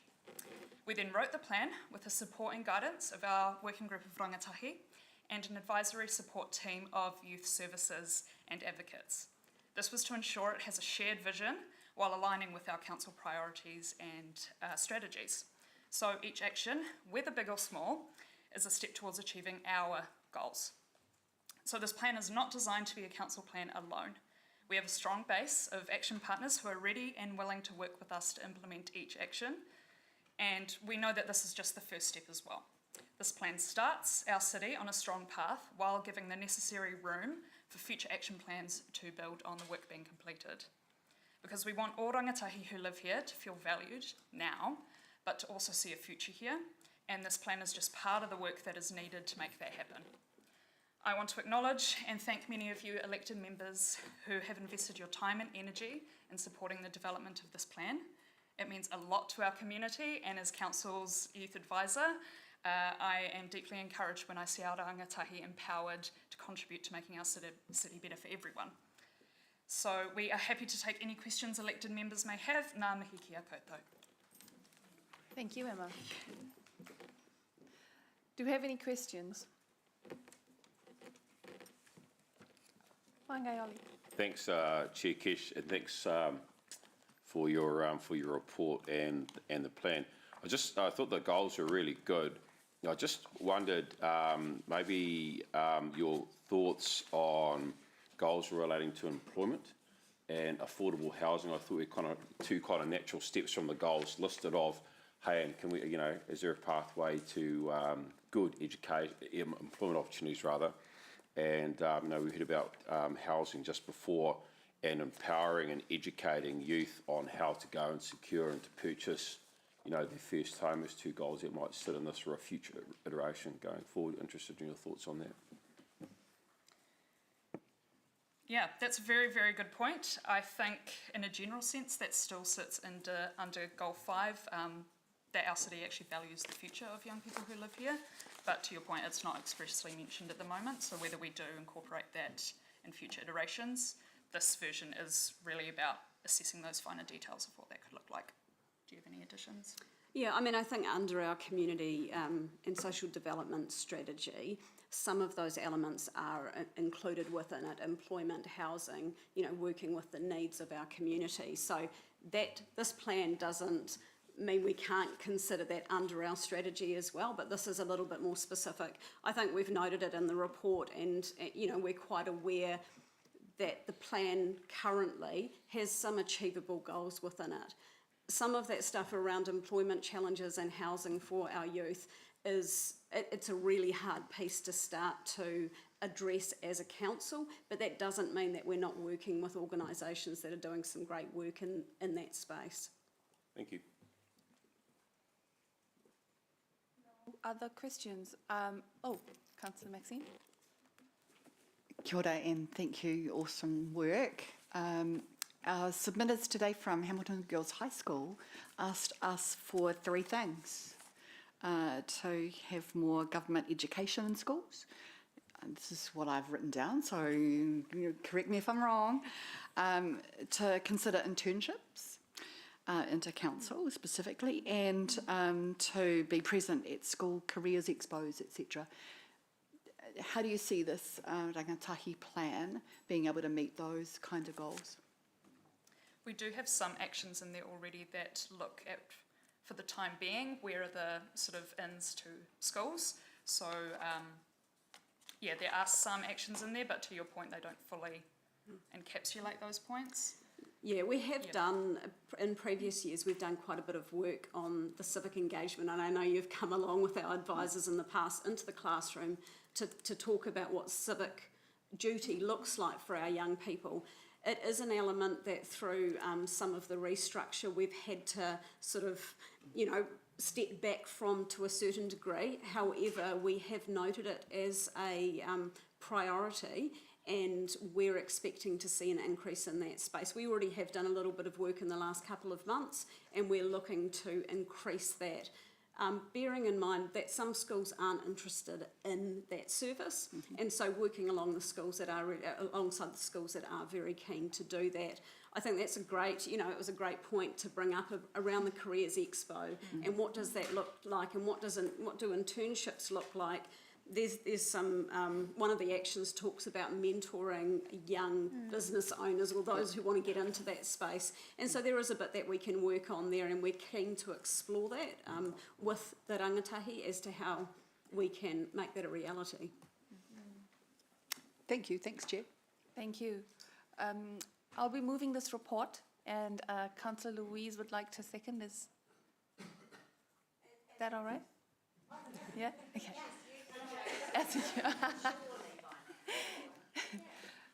Councillor Louise, did you have a question? Yeah. Thank you. I was wondering if you could maybe highlight for us what we can expect going forward once this is adopted. So how will this help our decisions in the future as the council machine rolls along? Question. So you mean what are the literal next steps when this is adopted? Yeah. Or if we have a report coming on venues in the CBD, what great bits about the youth action plan will be telling us we should do this or that? There's a number of elements that we're going to need to focus on simultaneously. There is a clear action in here around developing a youth council, and we will be really interested in elected members' input once we've shaped up a few more details around what that looks like, because we want to hear from the young people before we say this is exactly how it's going to outwork itself. But once there is some structure around that, we see it as being a really great avenue for our rangatahi to share their thoughts. Already, some discussions are being had around that. I know from a parks perspective, we've talked already, what does that look like to have something that's not necessarily set up for 5 or 3 to 10-year-olds? What does it look like to have more spaces where our rangatahi feel engaged and safe, and it's, a great place to spend time? So there are a number of things that will be going on at the same time, likewise with the facilities piece, which I know a lot of our community agencies and organisations are really passionate about as well. Cool. Thank you. Thank you. Thank you for your work on the report. No other questions? Yeah, sorry. So we will go to debate. Thank you.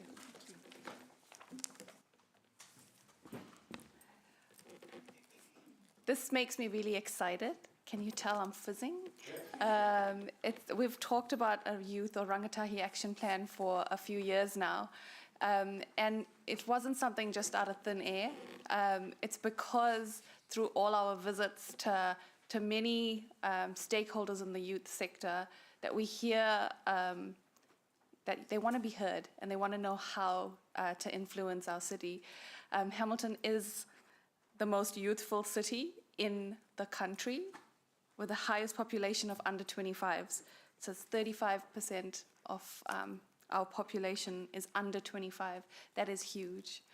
So I want to thank Deputy Chair Anna for all her advocacy in this area as well and for getting to this point. So thank you. Thank you, staff. Emma, you've been amazing since joining the team. And stakeholders, I CC'd Waikato in the back there. Thank you for all your input. It's comforting to know that this plan wasn't just shaped by council. It actually had input from the youth sector, and that's meaningful. I'm really excited to see how all of this stuff materializes over time. We knew for a long time that a lot was happening in the youth sector, and it's just really good to see it all come together in one document and to give it that, that meaning and that power that it needed. So thank you again. I'll go to a seconder, Councillor Louise.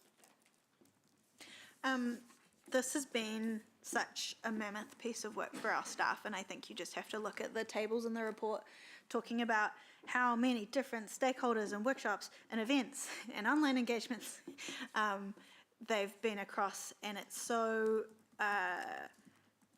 impressive to me, just the real commitment to speaking to young people across the board. And it's I think it shows a real commitment from our staff of having young people directly contribute to this. And I'm also so aware that there are so many young people who are yet to engage with council but will do because we have signed this off.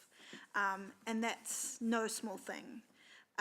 It also was so cool to read the document and to see it in words that young people actually use. It's not jargon, it's not council speak, it's young people simply saying what they'd like their city to do or to be.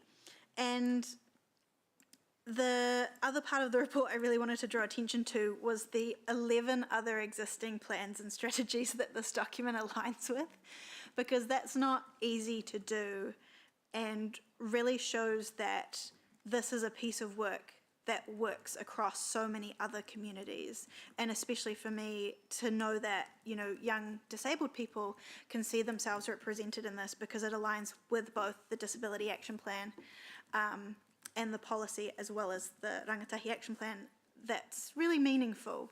So I just, really want to acknowledge the work on our staff, and I think this shows a real commitment to young people in our city, but it is also the first step. And that in of itself is exciting to me because we've got over the first hurdle of really making sure that young people are embedded into our decision making. And so I'm looking forward to all the things that come of this. Deputy Mayor? Thanks, Chair. Look, thank you to staff for the report, and thank you to Councillor Casey Cox for her leadership in this space. It's a little bit like Groundhog Day for me. This is not new. Back in 2016, we had a Rangatahi Action Plan. Back in 2016, we also had a Youth Council. And I have lobbied previous mayors to keep the Youth Council. And it hasn't managed to manifest itself. A couple of the things that you know, this is not a youth council, and I'm only going to focus on that great plan, everything else, but I'm a little biased about this because they commented and they inputted on the gambling venue policy, the Hamilton East neighbourhood plan, the museum strategic plan, the lake domain management plan, the waste minimisation management plan. The list went on and on and on. They could see themselves in democracy. And none of us are students that I'm aware, and you need to go to where your audience are. And if you can't do that, and I dare say any of us hanging out at a school would, you know, we'd be the stinky kid. But the fact that they've come to us again, and we're looking at this plan and the youth council. Look, it's a great day, and there are a couple of other items on the agenda that I'm really passionate about. But this is providing a mechanism for young people to be engaged, and the fact that they have not run screaming from the building on the debate and robustness of the previous item and the questions, look, leaves me with a warm heart. So thank you to the students today, thank you to staff, and thank you to the Chair and Deputy Chair of this committee for your leadership on this. Hoorah! Thank you. Mangai Oli. Thanks, Councillor Kesh. Hard act to follow, Deputy Mayor Angela. I think actually we had a youth council in 2006. At least when I started here as a staff member in 2006, I was the Community Development Unit Manager and had the privilege of having the youth development team as part of my portfolio. And I just want to acknowledge staff for the passion that you show as a youth development advisor. It's awesome, very refreshing. And, you know, smile as I see Andy Mannering, who was here, who in his earlier iterations started as a youth development advisor many years ago. And I think that bodes well for the success of the plan. I just want to acknowledge the speakers from Hamilton Girls High. I'm sure you're hoping that the item would have been pushed after lunch, because that would have meant you getting back at school at home time. At least I would have anyway. I think there's a great amount of work being done here. And really a good amount of consultation. I think the use of social media is really, really impressive as well. It's interesting that the goals outlined in the plan, to me, actually describe the work that a city council should do. You know, make it easy to get around town, make it safe, make vibrant places for people to socialise and interact. And so I thought the goals were really, really good. I would, in due course, like to see that transition for employment. I think that's when I think of the four rangatahi that I've brought up, that next progression from a great foundation of the goals listed is how do you get on the first step of the employment ladder, and whilst it may not be council's role to do that, council has a real leadership role to facilitate that, as well as educating people, kids, particularly rangatahi. I don't say kids in a derogatory term, I mean, rangatahi is that educating them and empowering them on how to purchase their first home, I think would be, is a key part about locking down the community fabric of our city. I realise and acknowledge the importance of community housing, but to facilitate and educate and enable rangatahi to actually purchase their own home, I think is, that would leave a legacy for them and for the city. Finally, if I can just indulge me for maybe 30 more seconds, I think the real strength of the plan that's presented today, and Emma talked to it, it's not a council strategy, it's not a council plan, it is a plan owned by a multitude of stakeholders. And I think when you look at strategic strategies and the implementation of them, their longevity, it's not a council strategy, it's the whole city plan or strategy. So I think that's a great part for this and bodes well for the future rollout of this great piece of work. Tēnā tātou. Online to Councillor Maria. Kia ora koutou, ki ngā tai tamahine, ki ngā tua wahine mai te kura o Hamilton Girls High School. It's awesome to see you in the council chambers. Kia koe e mā koutou koto tima I o koutou whakaro I a koutou pukumahi e mihi ana. I proudly stand in support of the Rangatahi Action Plan from Hamilton City Council because this is more than policy. For me, it's personal. As a mother of 8 children, a proud grandmother and an auntie to many, I am deeply invested in the future of our rangatahi, their dreams, their safety, their opportunities. These are not abstract ideas. These are the realities I live every single day, and I know I'm not alone. Hamilton Kirikiriroa is a city full of potential, but also full of challenges. Our rangatahi are navigating a world shaped by housing pressures, mental health struggles, limited access to transport, and a cost of living that's outpacing their hope. If we don't bring them into the conversation, we are doing them and our city a disservice. The Rangatahi Action Plan is a commitment to inclusion, empowerment, and most importantly, succession planning. Because it's not just about hearing young people, it's about preparing them, mentoring them, and creating clear pathways for them to lead. They are not just the future, they are the leaders of today. Succession planning means recognizing that leadership is not something we hold on to, it's something we pass forward with care and intention. This plan helps us do just that. I back this kapa because I want my tamariki, my mokopuna, and our city's rangatahi to grow up in a Hamilton that listens to them, values them, and equips them to thrive. E te rangatahi mā, now is your time. Councillor Tim. Thank you, Madam Chair. You were very patient when I went well over time in the previous debate, so I promise to stay well under time in this one. Very well said, Councillor Maria Kapai. I echo all of the positive comments that have been made in this debate so far. As a grandfather, I would probably be struggling to convince anyone that I'm youth adjacent, but I am very proud of my children, and I want my grandchildren, my beautiful little granddaughters, to grow up feeling valued, respected, heard, and that they will have opportunities to contribute in all sorts of positive ways to their community. And so I really enjoyed meeting with the pupils from Hamilton Girls High School a few weeks ago, and I admire the work that they're doing, the initiative that they're showing in leading this project. I asked them during the questions if they had any tangible examples from reaching out to other youth councils around the country that they might be able to learn from. And I hope that those opportunities will still come, because that will be useful for all of us. But I wholeheartedly support this recommendation, and I've come in at nearly half under time. Thank you. Councillor Sarah? Thank you, Chair. Thanks to everyone who's been involved in putting this together. It's a fantastic plan. And also thank you to students from Hamilton Girls High School for coming in today. I hope it's not your last time that you come into the council chambers. And also thank you for your advocacy around a youth council. Many years ago, I'm not sure how many, I was briefly on Hamilton City Council's youth council as well. I remember being part of putting together the youth awards at that time. So there's a couple of things in this plan I want to highlight. One is that the future of our rangatahi is the future of our city. So we need to honour this plan and respect the people that have put so much time into it by ensuring that we act on it.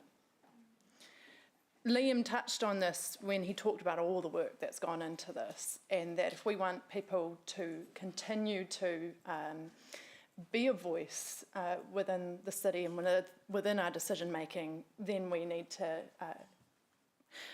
ensure that we actually approve this, but then take action too.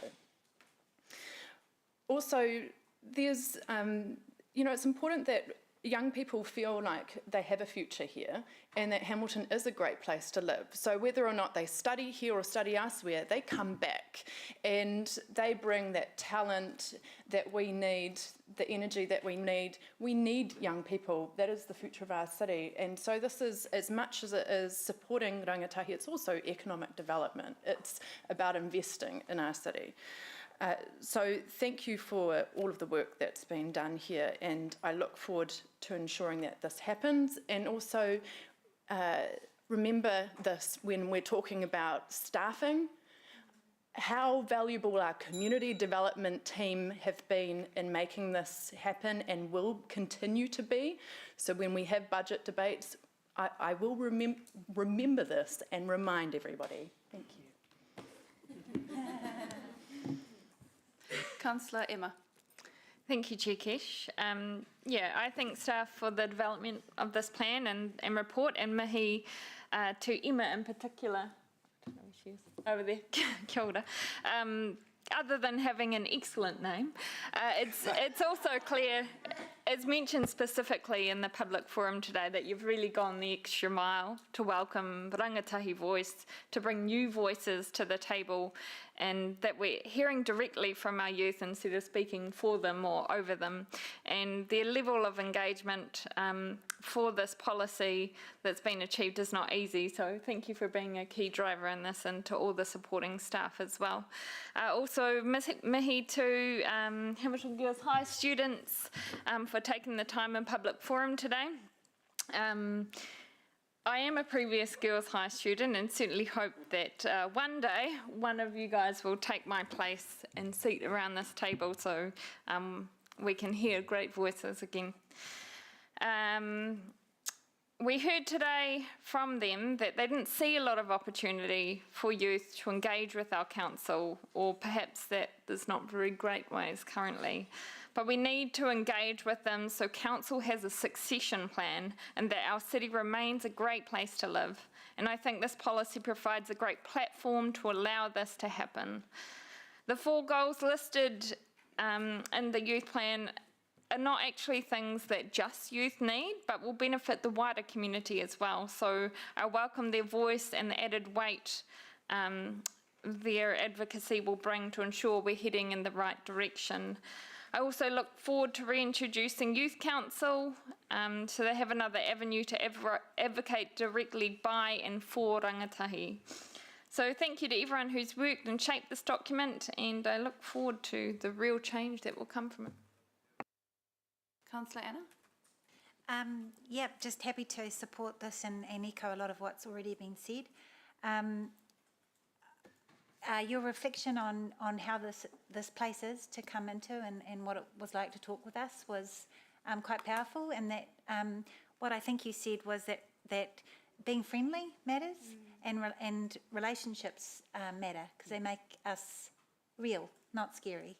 And so I hope that the Youth Council and the work we're doing with you breaks down those barriers and keeps it real, because it is real. I've got 3 young people at home and I have amazing conversations with them all the time about things like parking, random things, but all sorts of things.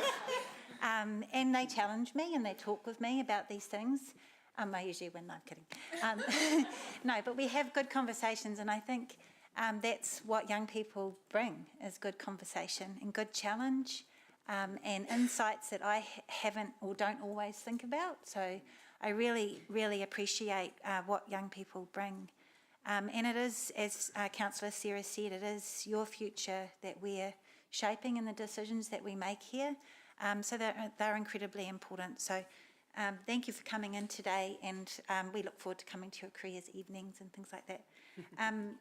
I do want to thank Councillor Kesh for her championing of this. It's been really cool. But actually, you know, when I look around here, I mean, there are lots of young people on council, from my perspective, because I see Councillor Maria and Councillor Louise and Kesh and Sarah even, like from my perspective. Emma. Well, I didn't mean that. I mean, I see, yeah, it is time for lunch. I see all these people who I consider to be vibrant and out there in the community and connected. So I just think we have the workings of a great thing here. So thank you for the time you've taken. Point of order, Chair, she didn't mention me or me. Oh, sorry. I did think about that. You're only as old as you feel. Yeah. Yeah, I think so.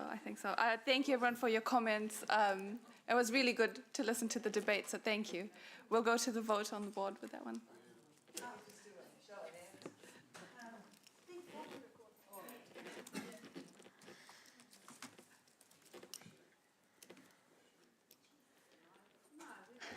The motion is carried unanimously. Thank you. Now it is lunchtime because our hangry level has escalated, so we will all come back looking younger too, I heard. So what is it, Amy? 250? 250. 50. We need a 45-minute We still have quite a bit on the agenda, so please be on time.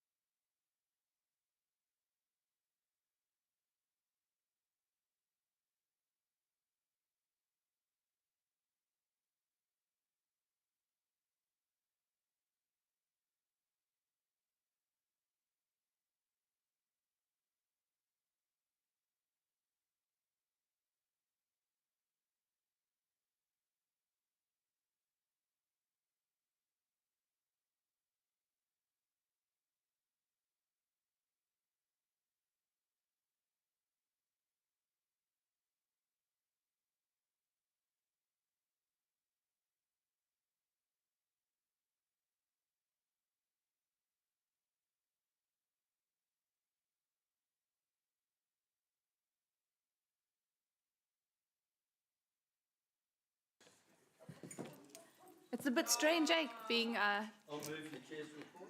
yes.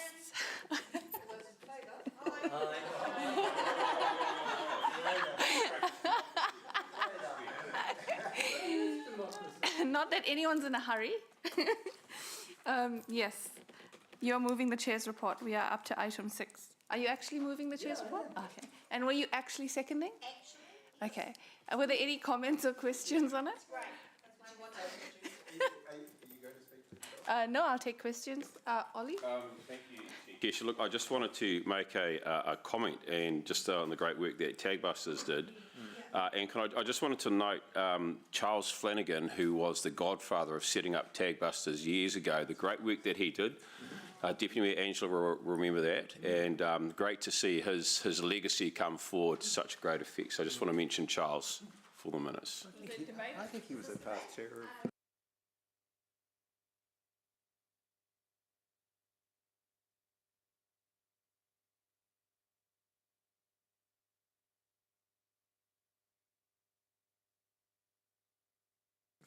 Firstly, just to echo Mangai Te'ua's comment and note that Charles Flanagan was actually a former chair of the Hamilton Christian Night Shelter Trust, as it was then, so a man who contributed a lot to our city. Madam Chair, I just wanted to say very quickly, congratulations to you on an excellent report.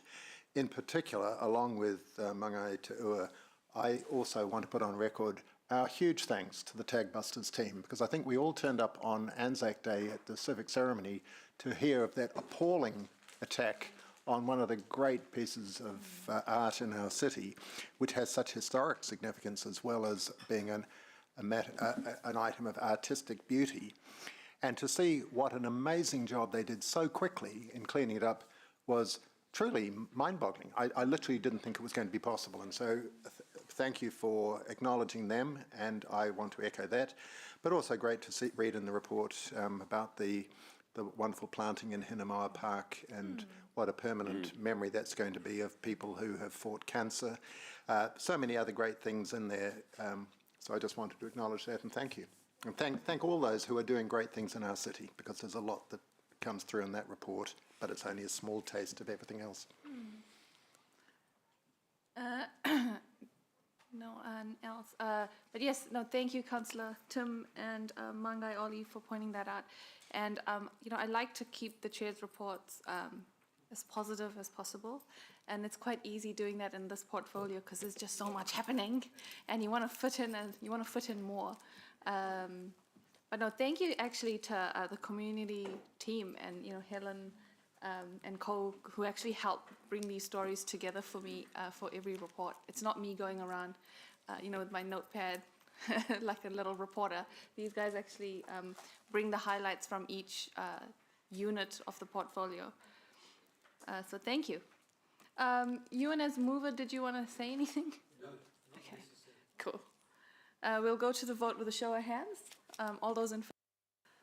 Thank you. Carried unanimously. So now we're on to item 7, and I've got a mover, Deputy Mayor Angela and Louise to second. And the draft events policy, Erin.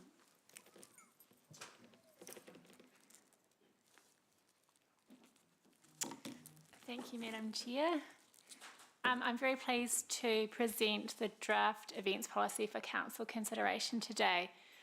Events provide a vibrancy to Kirikiriroa, and we know that it hasn't always been easy for people to hold them here.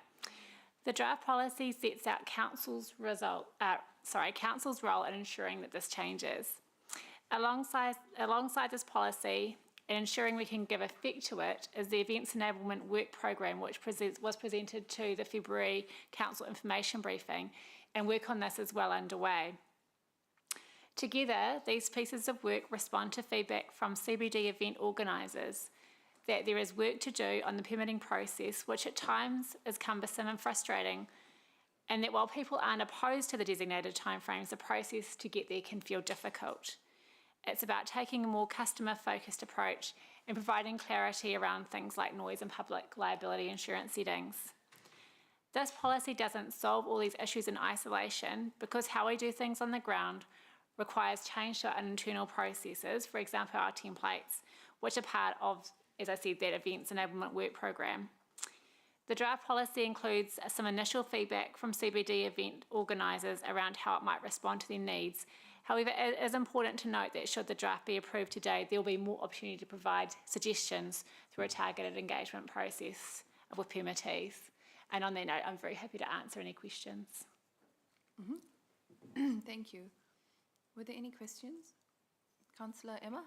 Thank you. Yeah, just on that targeted consultation, just can you clarify who that might include? Is it just the ones you've listed, the Sport Waikato, Creative Waikato, Seed Waikato, or will you be looking at maybe some grassroots and others that organisations that attended the workshop too? Yeah, through the chair, that's a great question. So the initial work on this was very much CBD focused event organisers. What we'd like to do with targeted consultation is go more widely across the city in general.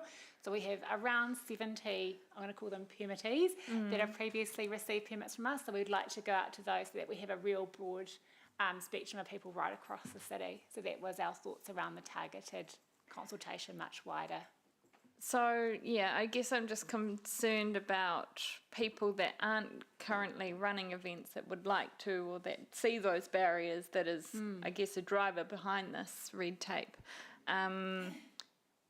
What opportunities are there for those kind of grassroots groups trying to run events in the city and understanding or continuing to engage and get their feedback? Yes, so there is the option if council would like us to go wider, we could, obviously open it wider. The thought was that because these permit people have generally had experience, they kind of know what those barriers are, it would be really good to kind of get their initial feedback. If we'd like us to go more broadly, it will obviously require us more resourcing and more time. Yeah, I'm just... Okay. For you, if you like, we could change B to for targeted consultation. I mean, simply we could include the email contacts from anyone in the last, say, 2 years, 18 months that have applied to run an event. We don't. It shouldn't cost any more money other than a bit of time. So yeah, I'll quickly word on that. That would be. Yeah. Yeah.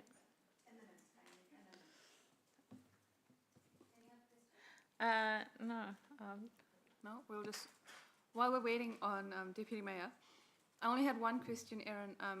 In the policy, where do schools fit into the scope? Like events at schools that are open to the public, they're not part of this policy, are they?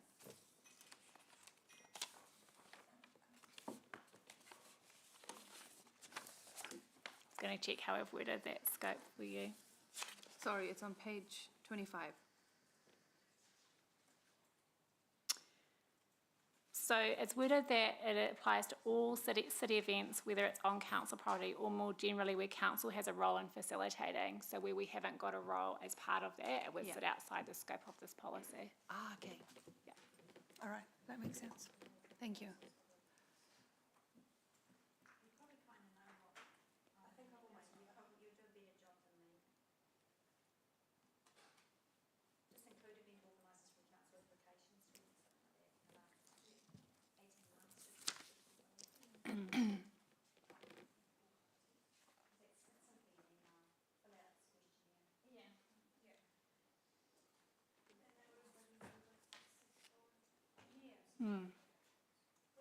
Questions for Erin?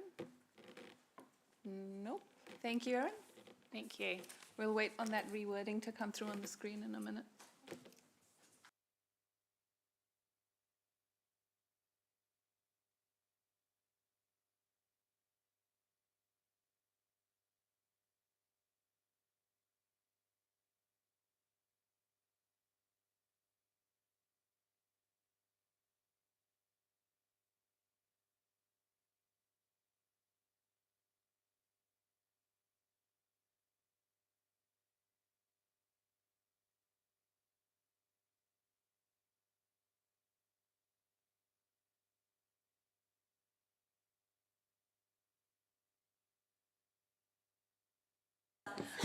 For ease of reference, B has been changed to approves the draft events policy for targeted consultation, including those event organisers who have submitted applications for events within the last 2 years.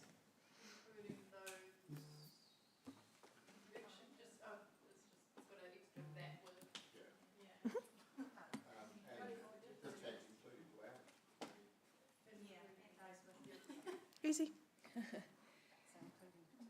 so the second.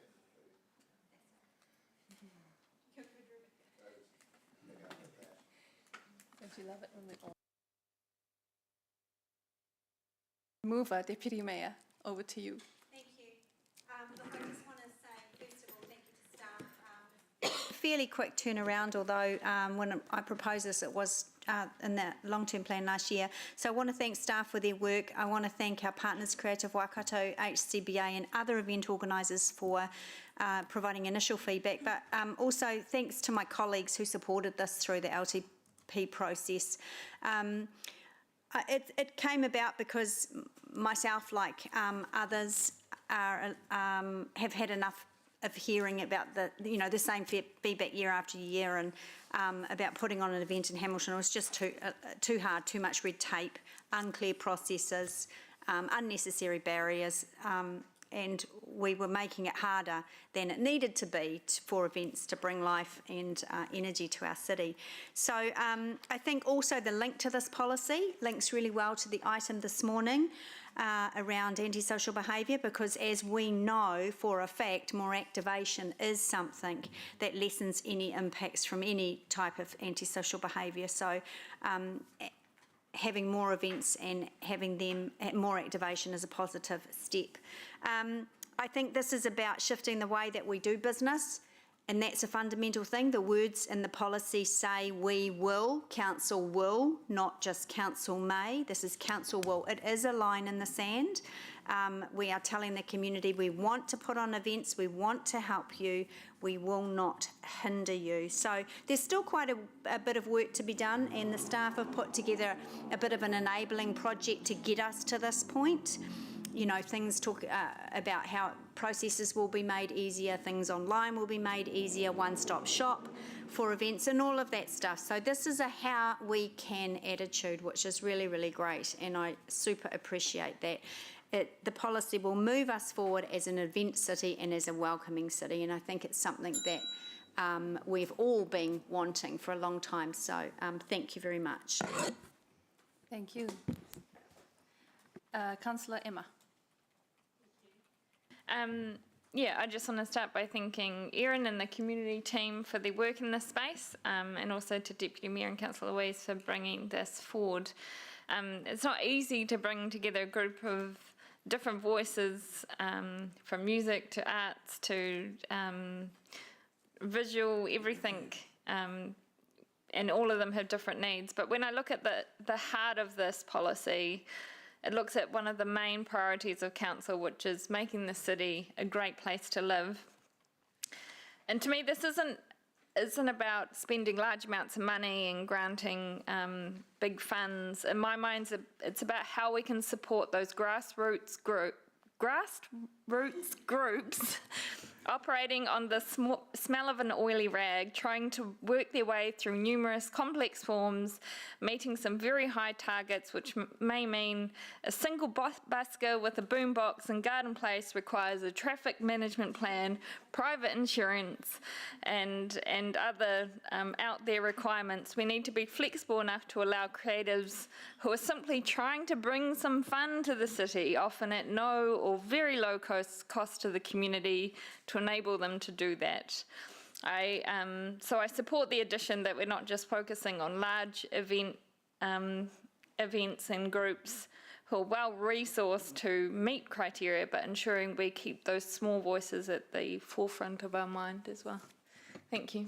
Thank you. Councillor Anna? Yeah, I just wanted to acknowledge the events team, because I do think they do an incredible job, and it's really, really tricky to balance all the things, and especially I imagine a huge diversity of events that come in, and the challenges of that to maintain public safety is probably one of the biggest things. But there are low-risk events, and I think partly this policy is about making those easier so that people can just get on and do. But yeah, I do think our team does an incredible job managing all those complexities as it is. So hopefully this policy will just help that work to happen more easily. And I do thank Deputy Mayor and Councillor Louise for their leadership.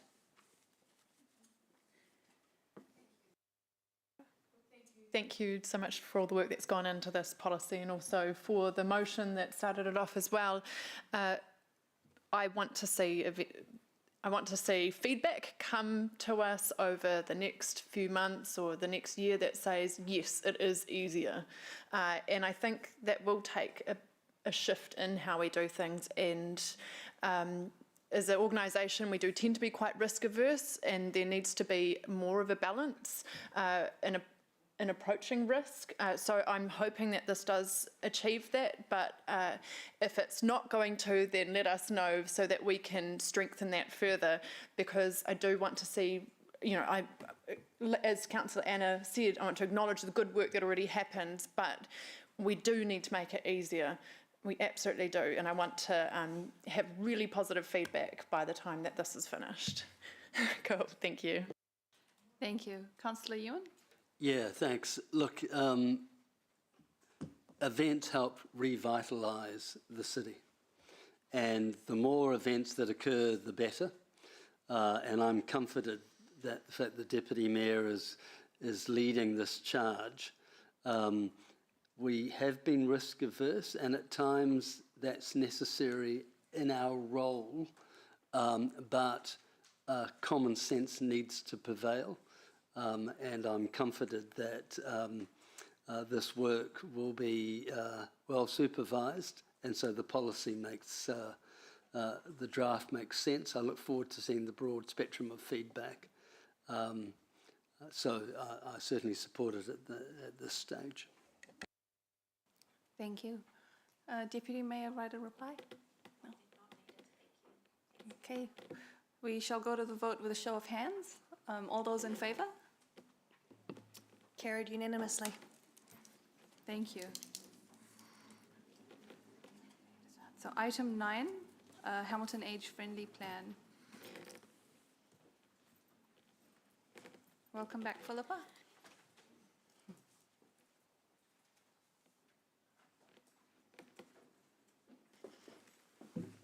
Just transferring from the young to the older, both extremes and today. Look, here we are.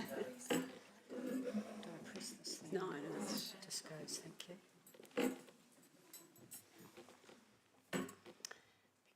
Begin. Kia ora, elected members and mangai Māori. Ko Michelle Rivers Takuingoa. I'm the Disability and Older Persons Advisor in the Community Development Team. And as you know, with me I have Philippa Clare, who's our Community and Grants Manager. Today we are presenting the report on the draft Hamilton Age Friendly Plan 2025 to 2030, seeking endorsement from the Community and Natural Environment Committee for the adoption of this plan. Over the past 12 months, I have worked with Hamilton Age Friendly Steering Group to review the 21-24 plan and develop a new plan. This has involved gathering the views of older people through guided discussions with key partners. We used a detailed questionnaire that sought feedback on the 8 themes that sit under the World Health Organization Global Age-Friendly Framework, and a 9th theme of safety that was added by the previous steering group. The draft plan presented today is made up of 49 actions, 24 of which are new and 25 have been enhanced from the previous plan. There are a few areas from the draft plan I would like to highlight. Older people feel that Hamilton does a good job keeping its public spaces clean and maintained. Older people would like to see more affordable and accessible housing options to ensure seniors can live more comfortably. The inclusion of additional actions supporting people with dementia has been an important focus of this plan. Like previous plans adopted by Council, The actions are owned by a number of different groups and organisations across our city, with Council being responsible for the delivery of 18 of these. For Council to retain our age-friendly city recognition at a national and international level, we need to continue to update and adopt a new plan. There are many people who have supported the development of the draft plan, and we continue to be encouraged by the commitment of our community leaders who are dedicated to building a city that supports our older people. I want to acknowledge the work of the current age-friendly steering group. Their support over the past 3 years has been greatly appreciated. I also want to specifically thank and acknowledge Brian Finson, the chair of the age-friendly steering group, for the additional work he has put into supporting the age-friendly steering group.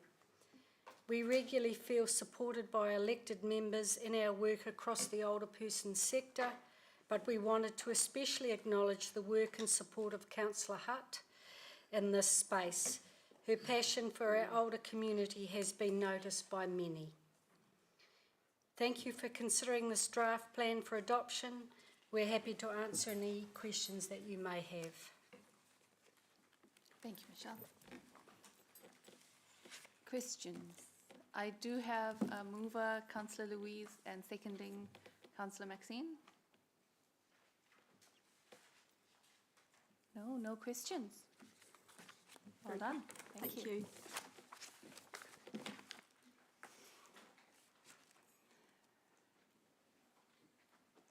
And to debate, Councillor Louise. Earlier today we had the Rangatahi action plan, and you know that's the first current one, and there is so much work to come after it. And I felt really heartened to look across that piece of work, because the age-friendly plan, I feel, has given me such a good example of what these plans can achieve. And knowing just that the reporting on it and having it holds us accountable, but also this specific piece of work in updating the plan is such a key part of relationship building, strategic thinking, and collaborating across all the sectors that our older community touches. The reporting on it allows us to know what we're doing well, where we need to keep advocating, keep hassling, and keep even challenging our own work. And so I'm really pleased with the 2025-2030 Hamilton age-friendly plan that we'll be adopting today. I attended just some of the stakeholder engagement that Michelle did across the sector, and I can't emphasise enough not just how much work it is to hold these relationships, but also to have such positive, earnest engagement from those stakeholders. And I think that that's a real reflection of Michelle's work ethic and the attitude that she brings, and just how valued this work and Michelle's contribution to it by all the people that we work with. If I had $1 for every time one of my colleagues or some of my colleagues would say, as the youngest councillor, do you want to do this thing with some youth? We would be able to fund so many things for the Youth Action Plan. But I also really value having this portfolio and what it means to be able to support this community. Councillor Maxine. Thank you. Look, I also want to thank Michelle for the great work that she does to support the age-friendly steering group, and Councillor Louise as well. It seems like quite an opposite, but I think inside Louise is this really old soul that is so wise, and I really value the work that she can do through there. It's really thoughtful. And this is community-led work that's shaped this report and the plan, and that's to be valued in our council. They've got really dedicated insights, and they've lived experiences that are vital to delivering on past plans. and creating this new one. So it truly reflects the needs and the aspirations of older people in Kirikiriroa. And from past experience and the other age-friendly plans that we have, I acknowledge that it's more than just a document. It's really a commitment to that inclusion, respect and the well-being of every stage of life. Chair, earlier in the day where you asked for any declarations of interest, I didn't think of this as being one, but I must say that every year I feel closer and closer to this demographic myself. So I'm especially invested in seeing that it's done well. I'm really proud to endorse it, and I look forward to seeing its actions come to life in our city. Kia ora. Thank you. I thought you were going to start naming councillors like Anna did earlier. It's just me. It's just me. Councillor Tim. Thank you, Madam Chair. I'm going to speak from the perspective of being one who is advanced middle-aged adjacent. So I don't think I have to declare an interest, but I am very interested. It's already been noted that today we've passed the Rangatahi action plan, and I'm delighted that we've done so. And of course, we are a very young city, one of the youngest in the country. But we also have a growing and ageing population. That's great. We all want to live long and healthy lives if we can. If we're lucky enough to keep our health well into advanced age, then that's a wonderful thing. But there are some significant challenges for many people. It's long been a dream of mine that we will see here in Hamilton a facility for people who suffer from a range of age-related conditions. I better not say anything more about it at this point, but it is something I'm very passionate about and want to support. The Mayor, in her very good foreword for this particular plan, has noted a lot of very serious issues that challenge older people, including digital literacy, affordable and appropriate housing, safety concerns, because certainly as people get older, they do worry about their safety when out and about, and the very, very real problems of elder abuse that we know happens in this community, sadly all too often, and usually at the hands of family members. And cost of living pressures, etc. As I say, the Mayor has written a good report which outlines many of these things. So it is important. This is not just a sort of tick-the-box exercise. It's not tokenism.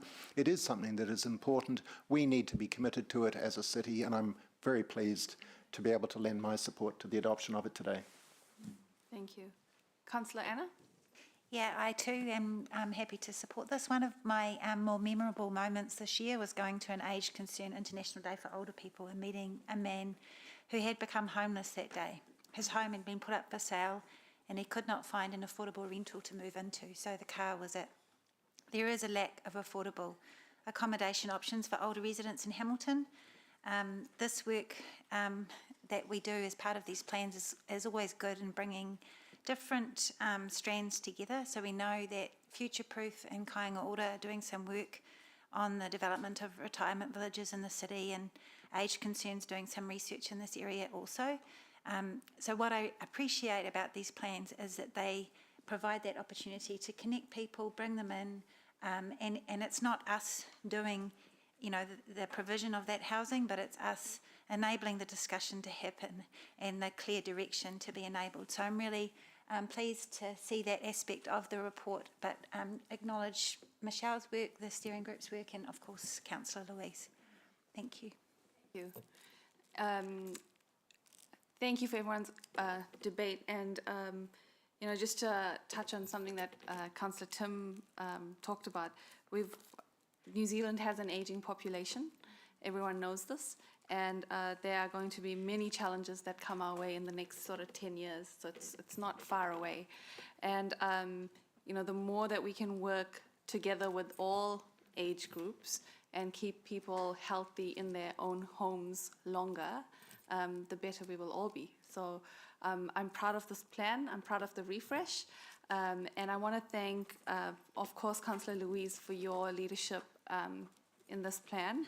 And then a few people have mentioned Michelle, so thank you to our staff.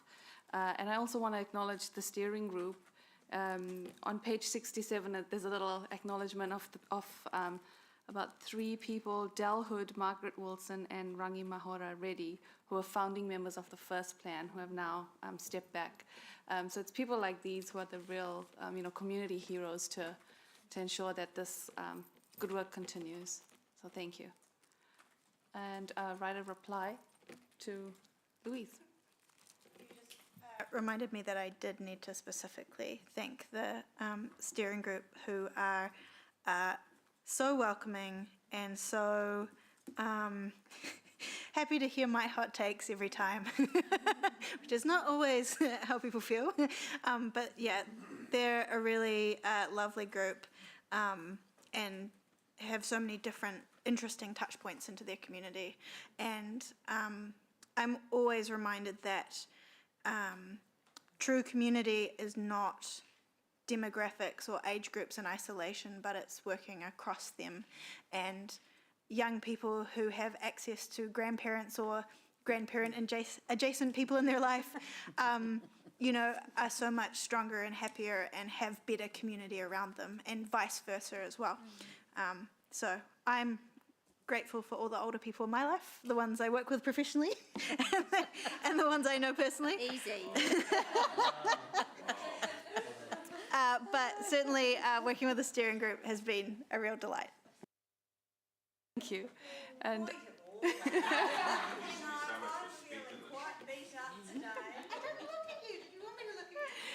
we'll go to the vote with a show of hands. So all those in favour? The motion is carried unanimously. Thanks, Amy. And to item 10, update on the Arts Action Plan, and to consult on the draft arts and infrastructure policy. Thank you for your patience, Jeremy. It's all right. It has.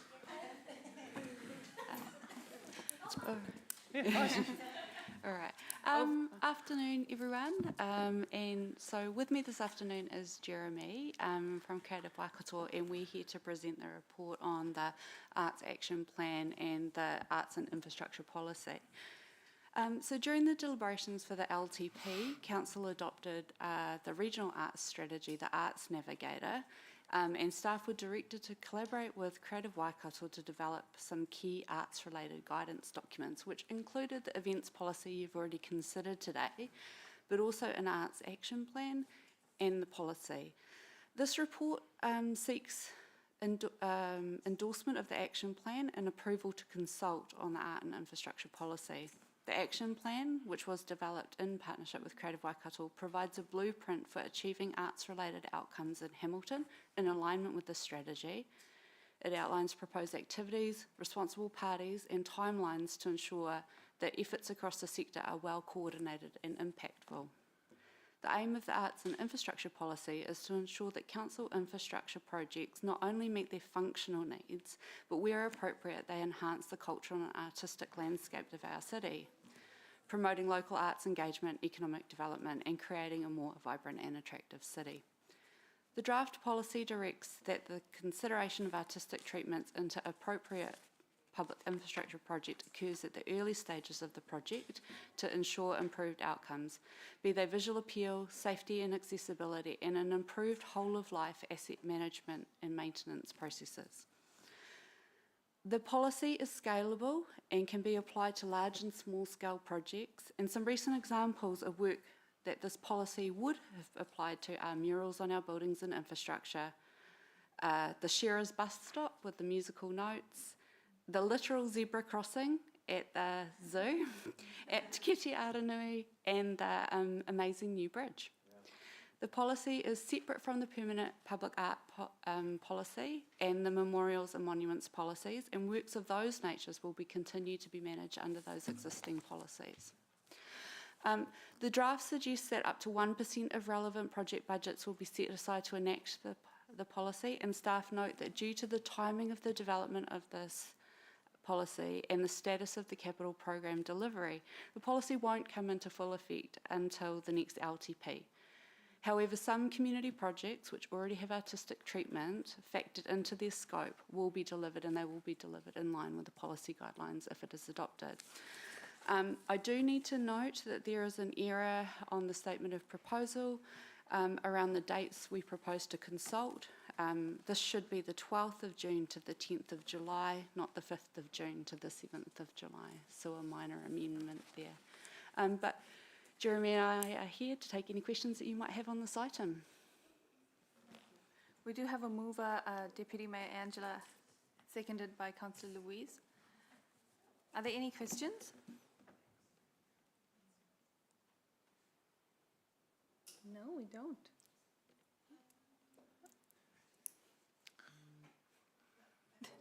I'm looking at you because I didn't know if you're reaching for your button or not. No, no questions. Thank you. Sweet. Thank you, Jeremy. Yeah, I mean, I'll just hang around and listen. Thank you all. The easiest visit to council. We aim to please, yeah. So, to the mover, Deputy Mayor.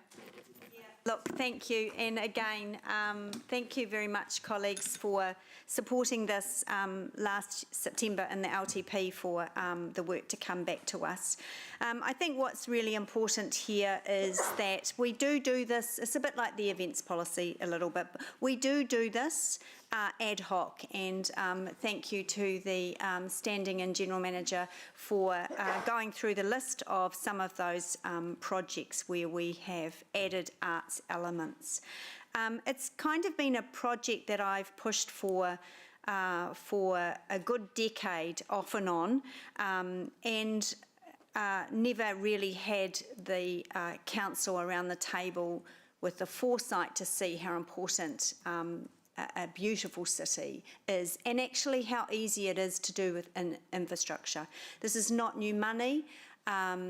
This will really bed itself in with the next council and the next LTP, but it does draw a line in the sand to say that art is not an afterthought, and it is part of a design of a better, more human city, and certainly a more beautiful one. It will mean that every bridge that we open, I'm sure we're probably not going to be opening too many, but every park, that there will be possibilities and opportunities there for art to be integrated at the early, and artists will be engaged in the early phases. Infrastructure should be something about who we are, not just what we're using and how we're using it. I think that this policy also embeds our culture and creativity into the infrastructure, and it will help tell our stories as well, and we have done that really, really well. The 1% ring-fenced approach also isn't new, and again, it's not new money. It will be factored into the budget of the appropriate projects and infrastructure that will come forward. I think the policy is very clear, it's fair, it's practical, and it does say that Hamilton as a city, the fastest growing city in New Zealand, really values creativity and our identity and beauty, and that we're not afraid to put that in a policy. Thank you. I won't speak for too long on this, but I think this is really a reflection on wanting to be smarter and more effective with existing money. And it really boils down to, if we're building something and we already need to paint it, or we're already putting a wrapper around it, can it be meaningful in some way for the communities who are going to look at it every day? And recently I had the immense honour of going to the local architecture awards and being asked to speak, which I wasn't expecting. And one of the awards we were nominated for was the architectural design of a wastewater pump station. And I don't know if we've ever been nominated for the architectural design of a building which maybe pumps some poo. And that was actually really exciting. And I think that that's a really beautiful reflection of our city, and that we can have nice things and they don't have to cost the earth, and they can just be built into, excuse the pun, how we go about building new things. So, one day we'll win. We were nominated, but we'll win for a wastewater pump station. Thank you. Councillor Maria, online. So tahi tina koe, Dr. Jeremy. Thank you for the mahi that you do for our community.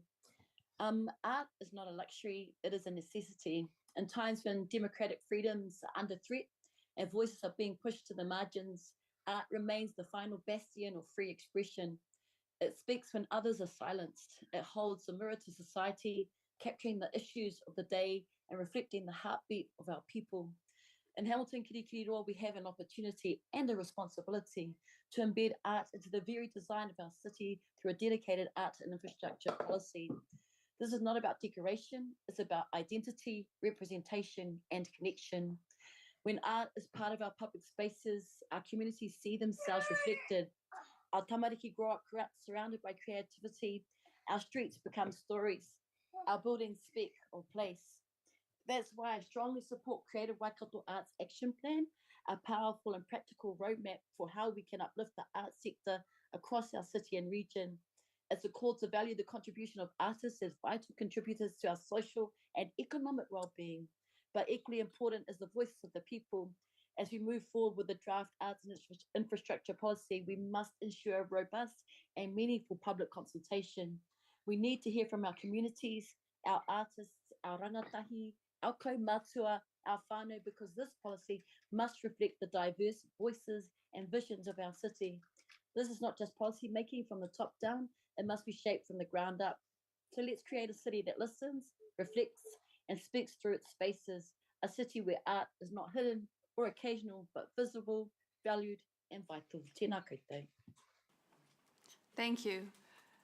Councillor Tim. Thank you, Madam Chair. This is the second time today that I've had the pleasure of following Councillor Maria and wanting to chair to the echo everything that she has said, this time also assisted by her very energetic young advisor. I presume your cultural advisor, Maria, but agree with everything. I do want to thank Jeremy for his extraordinarily memorable answers to all the many questions that we peppered him with after he'd spent so long here today.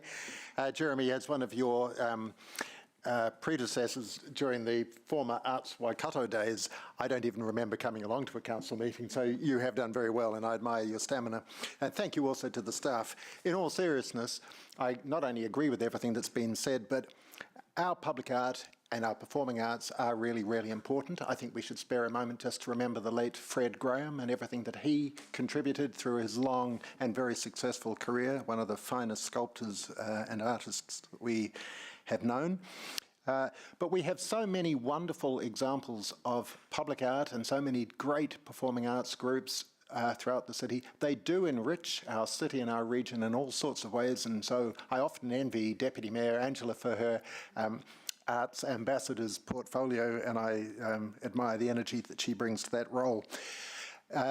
During, I think it was the 2014 general election campaign, in order to keep myself sane in what was an otherwise fairly torrid contest, I remember every day taking a photograph of something artistic in the city, and I had the rather cumbersome hashtag celebrating Hamilton's public art, and posted for 50 days and had no trouble finding something different every day to post. Nowadays, I think I'd probably need to start almost a day after a general election if I wanted to come close to exhausting everything that is there. And whether it's on the murals in the city, the public art that we can see from the expressway, or the treasures taonga in our museum, etc., we are immensely the richer for that and for the creative talents of our artists. They do contribute hugely to the economy as well as this community well-being, and I have great pleasure in supporting this recommendation. Councillor Emma. Thank you.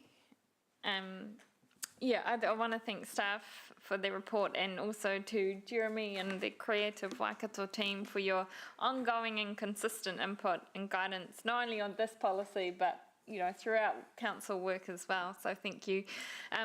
To give some reassurance, we had workshopped this policy in a briefing, so perhaps that's why there was a bit of lack of questions. We have, it hasn't gone completely uncontested or not thought of, but I think this is a practical way forward which will add vibrancy to the city through everyday infrastructure, and overall will make it something to be proud of, a place to be proud of.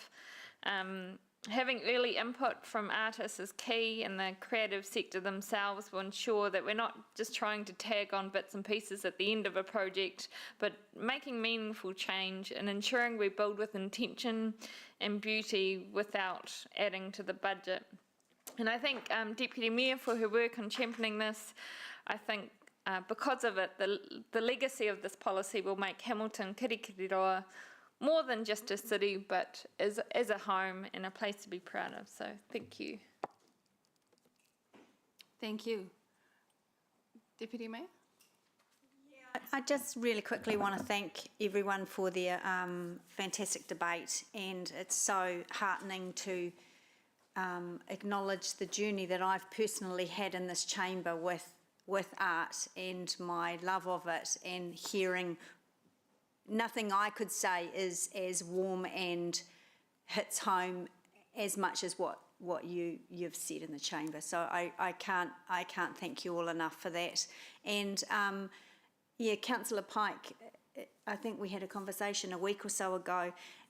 I've achieved a lot in my 18 years, actually. I'd hate to list it. It would take a while, and I know that sounds like blowing my own trumpet, but if I died tomorrow in a fiery car crash, I say that because my mum's watching online, and I always say, if we died tomorrow in a fiery car crash, this might happen. This as a legacy is pretty special. So, but what you've said in the chamber today and your support means more to me. So thank you. Thank you. We'll go to the vote with a show of hands. All those in favour? Carried unanimously. Thank you. And before we move into excluding the public, well done. Before we move into excluding the public, I just wanted to quickly thank everyone, Jeremy, everyone who attended today in public forum in the gallery. I know, Liam, you're still here too. Well done. Today's meeting, our agenda has spanned lots of different sectors of the community, from the youth to the older, to the arts, to the events, from our businesses to our most vulnerable, and that's exactly what this portfolio does. So thank you so much for your valuable input and your thoughts. Thank you.